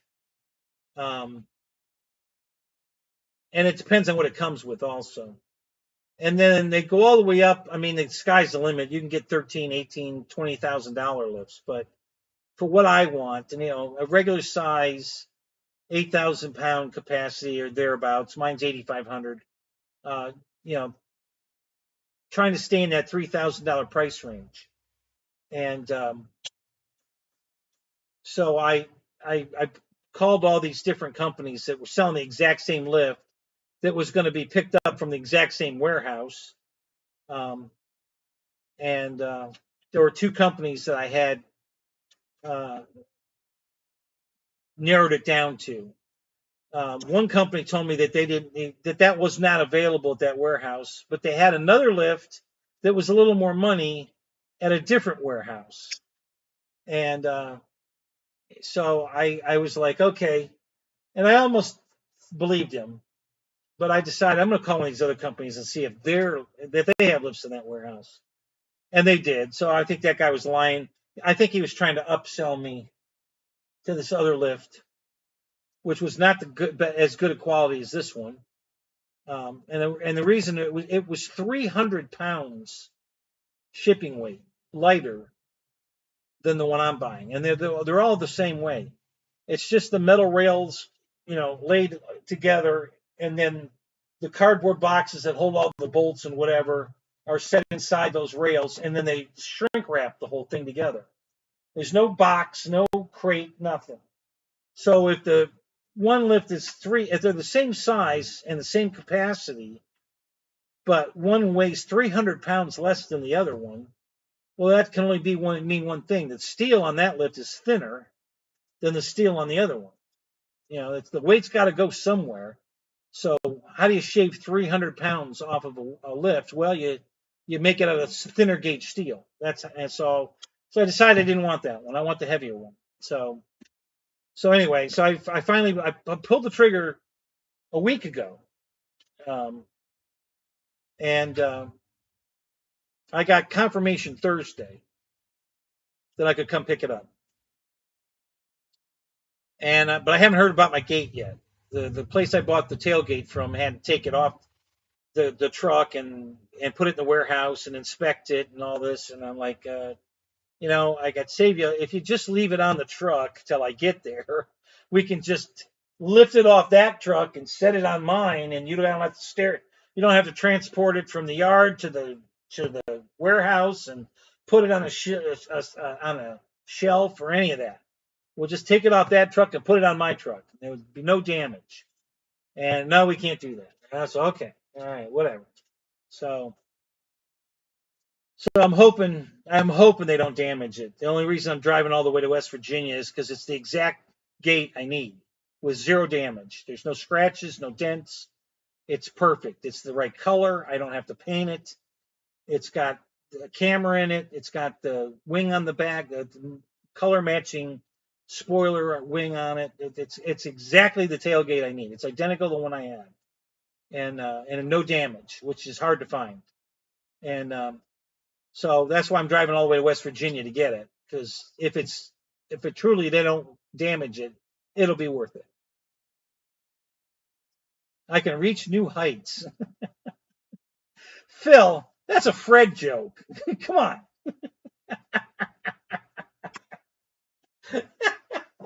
That's definitely a Fred joke. So anyway, I'm waiting to hear from them. They said they had 600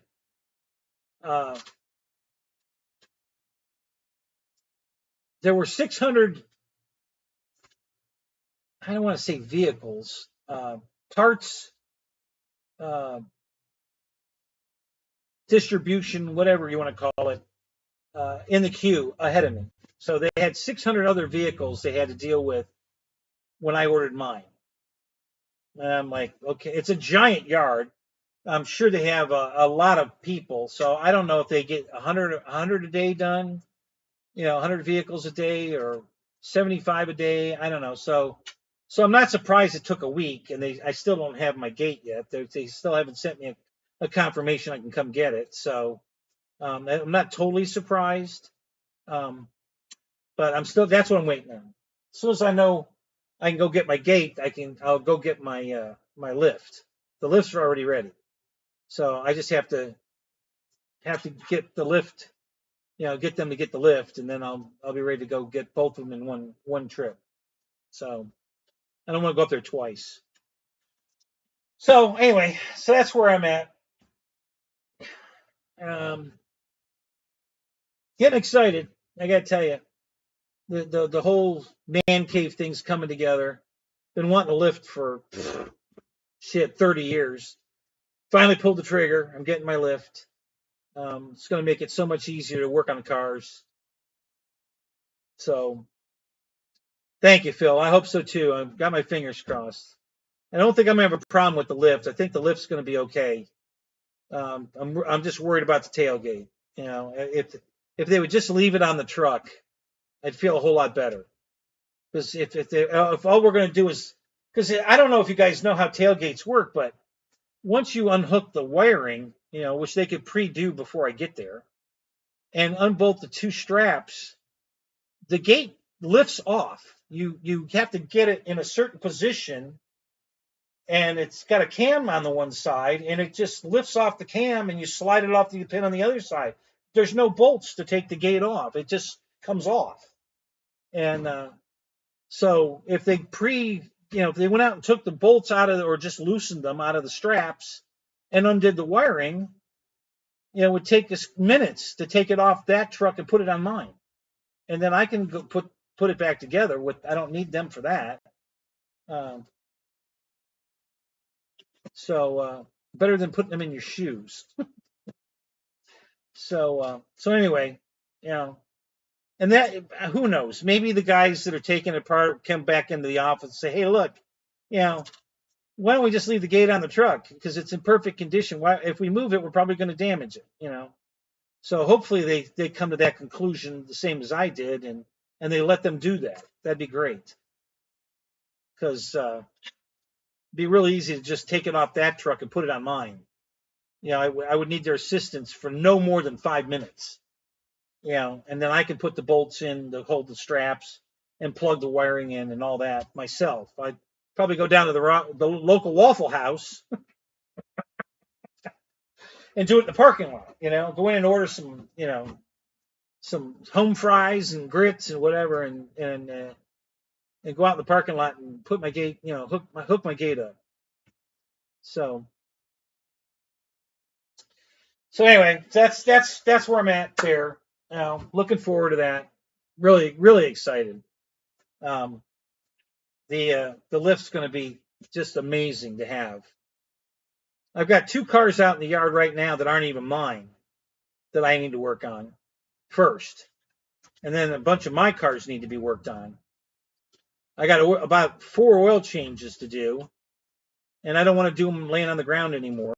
Not not when I'm this close to having a lift.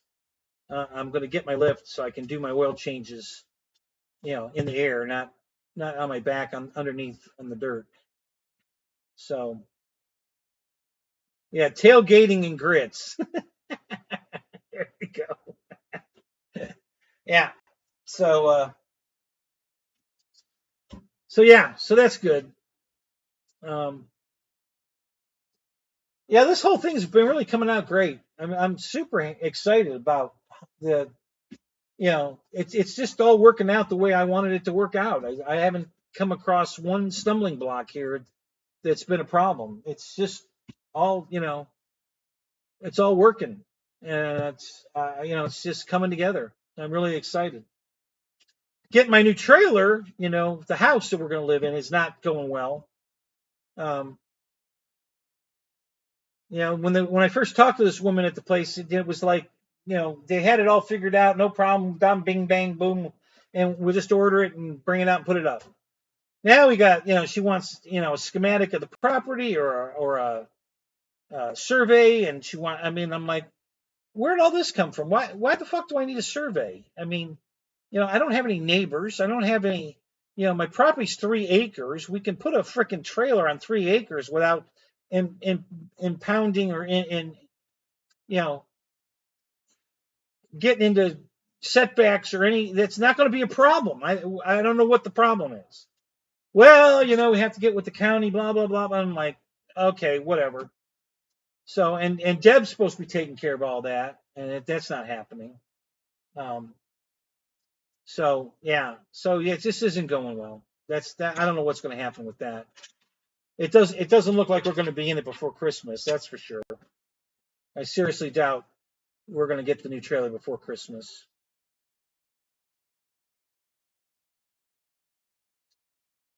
Try to get extra.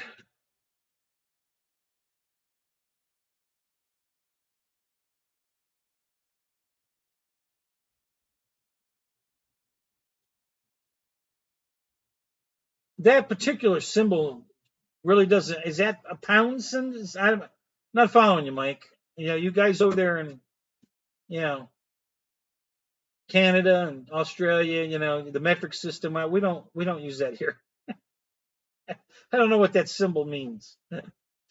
Try to get extra. I don't know extra what. Oh, is Juno here? Did I miss that? Oh yeah, there he is. What's up, buddy? Good to see you, man.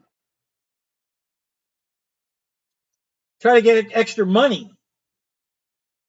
And what capacity are you talking about? We've got the money to buy the trailer, right? That's not an issue. We're just. Oh, you mean they're trying to get extra money? Is that what you mean? Okay, well maybe. I don't think so. She pretty much gave me a price. I don't know. You could be right. We'll see. I'm not going to pay them to do a survey. I already did a survey to put this building up. All right, and I just hand drew one, put the measurements on it. That was good. So if I just have to copy that again, that's what I'll do. But that one should already be on the record. They should have that on the records. So why I'm doing it again, I don't understand. There's already a survey on the property. I have an official survey also from when I bought the property. So, I don't know what, and both of those should be recorded at the county building. So I don't know what we need another survey for. So, I don't know. I'm starting to lose faith in her. I think we might start shopping again, go somewhere else. I haven't decided yet, but I'm not overly excited about what's going on with her. So we'll see. That's the one thing that's going on right now that's not really going well. But this is going great. All the cars I bought, no problems. Been super happy with all the cars I bought. There's one lemon in the bunch, but I didn't pay shit for it, so I can part it out for way more than I paid for it. So if I think I've been doing a lot of research on the Dodge Hemi motors, and apparently, and I think it's mostly if you put regular dyno oil in it instead of synthetic oil in it, the oil passages get clogged, starts robbing certain areas of the motor from oil. And I guess what happens is it's got roller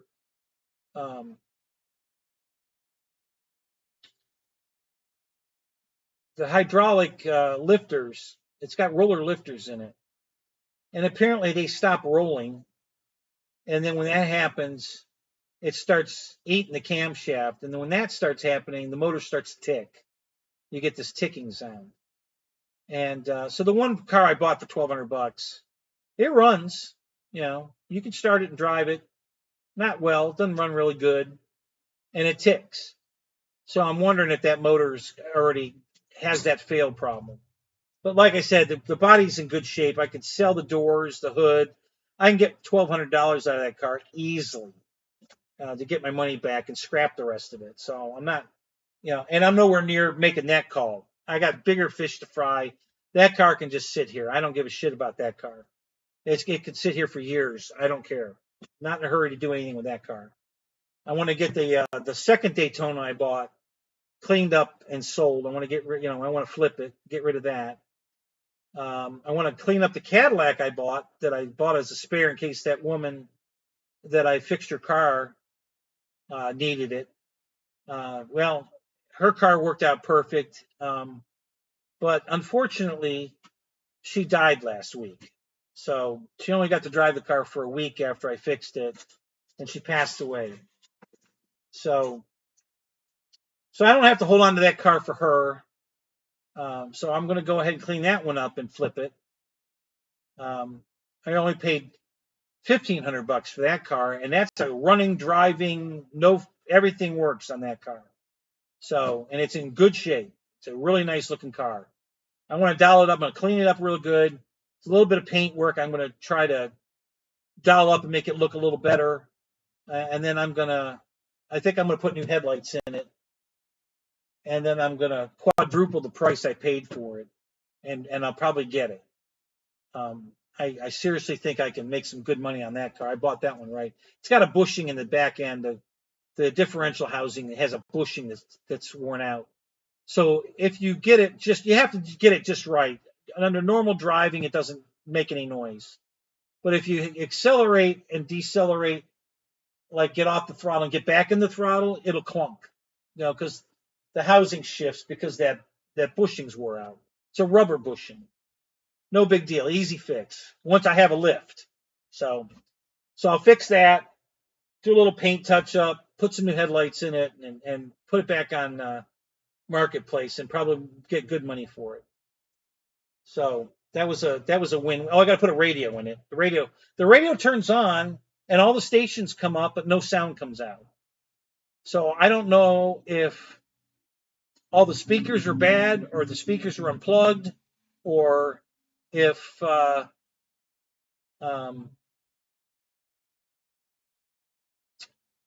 amp that pushes the sound out is bad. I don't know what's wrong with it. I haven't looked at that yet.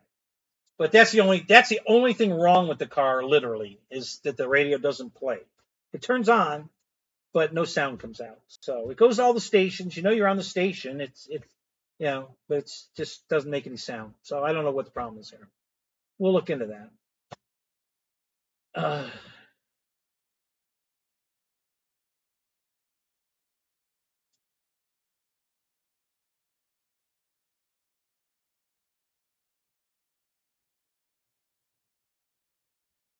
Up here, Philip. Where are you at? Phil, are you in Canada, Philip?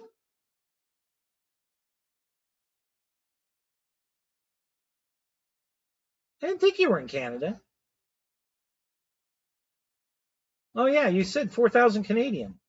I didn't know you were in Canada. I thought you were here. That's interesting. Yeah,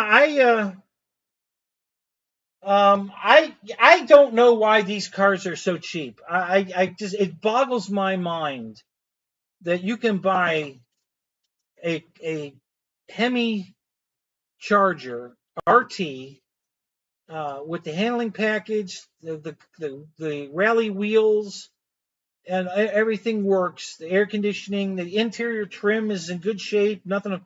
I haven't found one yet with a broken door panel or anything. They're all really in good shape, and they're practically giving them away. I just don't understand it. Um, I expected to pay a lot more for these cars than I paid for them. I just can't believe how cheap these cars are. So yeah, I'm tickled. I mean, because I got the two I wanted. I wanted a Daytona and I wanted a Super B, and I got one of each. So well, I got two Daytonas, but I'm not keeping the other one. I'm gonna sell it. But yeah, I'm tickled. I can't believe how cheap these cars are, and they're such nice cars. They drive great. They got rack and pinion steering. They've got you know independent suspension in the rear. It's not a solid axle, differential. It's got a pumpkin and dry CV joints going out to the wheels. So independent rear suspension. Of course, the front suspension's independent. Yeah, it's amazing. And it's all later technology, computerized everything, and you know, I I don't understand it. I mean, they made 1 million of these cars. I know they made a shitload of these. The 300, the Charger, the Magnum, um, and the Challenger, all the exact same chassis. One chassis fits all. All the cars are on the same chassis. So, well, there are two variants of the chassis. Let me. Um,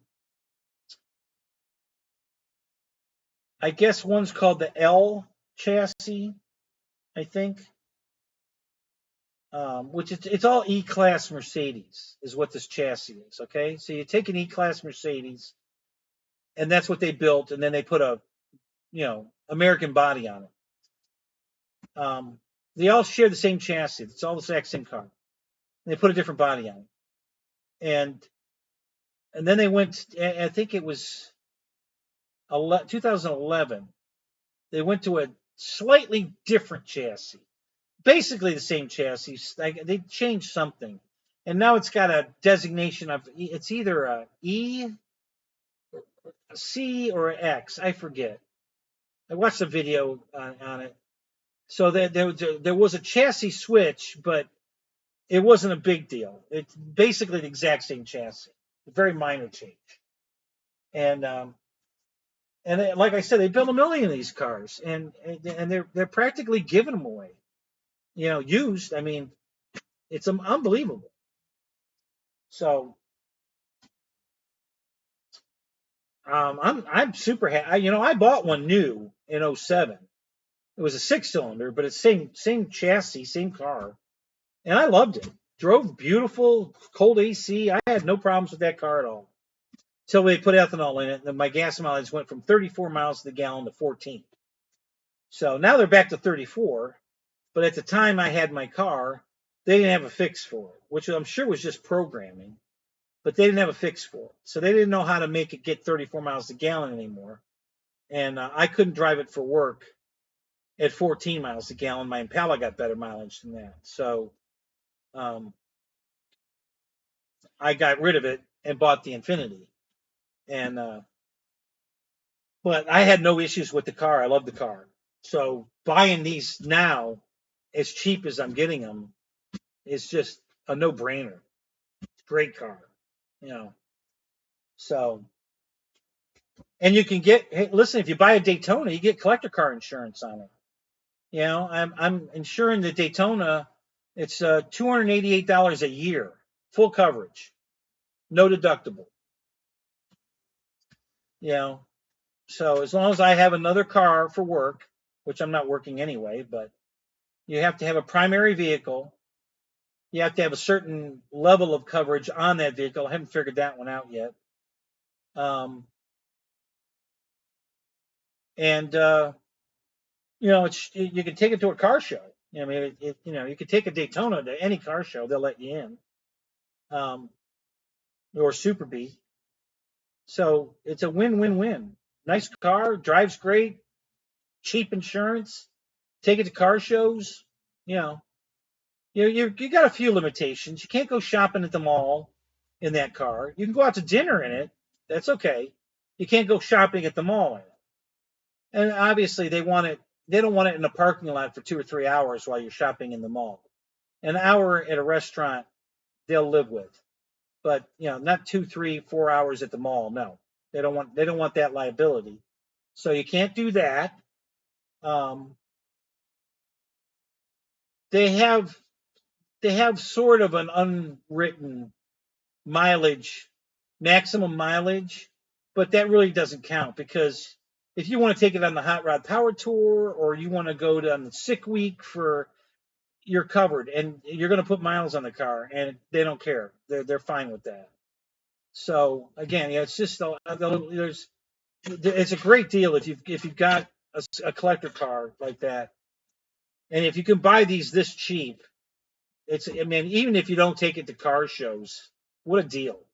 To have a second car to go cruising in, go out to dinner in, whatever, go sightseeing, yeah, just a really, really good deal.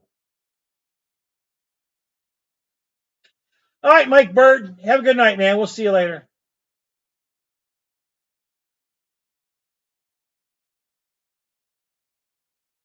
All right, guys, I think I'm gonna call it.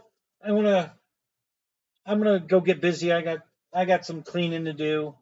I don't think I have any more printing to do. Not tonight, anyway. But I got some cleaning. I got to do some cleanup and getting ready for my lift. I'll probably do some more tomorrow. Like I said, I can't work during the day. It's just too hot out here. So I got to work at night. So this is my work time. Once I get this all completed and air conditioned, I can come out here and do all kinds of 3D printing work and all kinds of stuff. No problem. But yeah, working on cars or anything that's going to be out in the heat. It's not during August and September. They're the hottest months of the year, and you don't come out here in August and September. Not during the day. It's not a good thing. Mostly August. At night in September, at night it cools off a lot more. It's very cool out here at night. August, not so much. It's cooler, but I wouldn't call it cool. But cooler, doable. But September's been great so far. So it was very hot today, but it's already 81 degrees out here, and it's very comfortable. I mean, I'm not sweating at all. It's very, very comfortable out here. So, all right, guys, I'm going to do it. We're going to get out of here. Have a great night. I'll see you next Saturday. No game night next Saturday, so I should be on time. Everything permitting. I want to update you on what's going on. Hopefully by next Saturday, I have my lift in, and maybe I'll even be able to show it to you. So hopefully, if all goes well, depending on when they finally get my lift ready for me to go pick it up. So it's not going to take that long to put the lift up. It's a couple-hour job, from what I understand. I've watched several people put it up, and it doesn't take that long. So it's easy a day to put it up. And I bought the kit with the caster wheels, so once it's built, I can move it around. You put these casters on it. You put the lift. Actually, you lift the lift up. You put the caster wheels on, and then when you set the wheels down, the weight of the bed of the lift pushes down on the wheels, which lifts the frame of the lift off the floor, and then you can push it around. You can move it where you need it, and then you lift it back up, and it sets the post back down on the ground, and and if you're going to leave it there, you just take the wheels off, and they don't bolt on; they just slide on.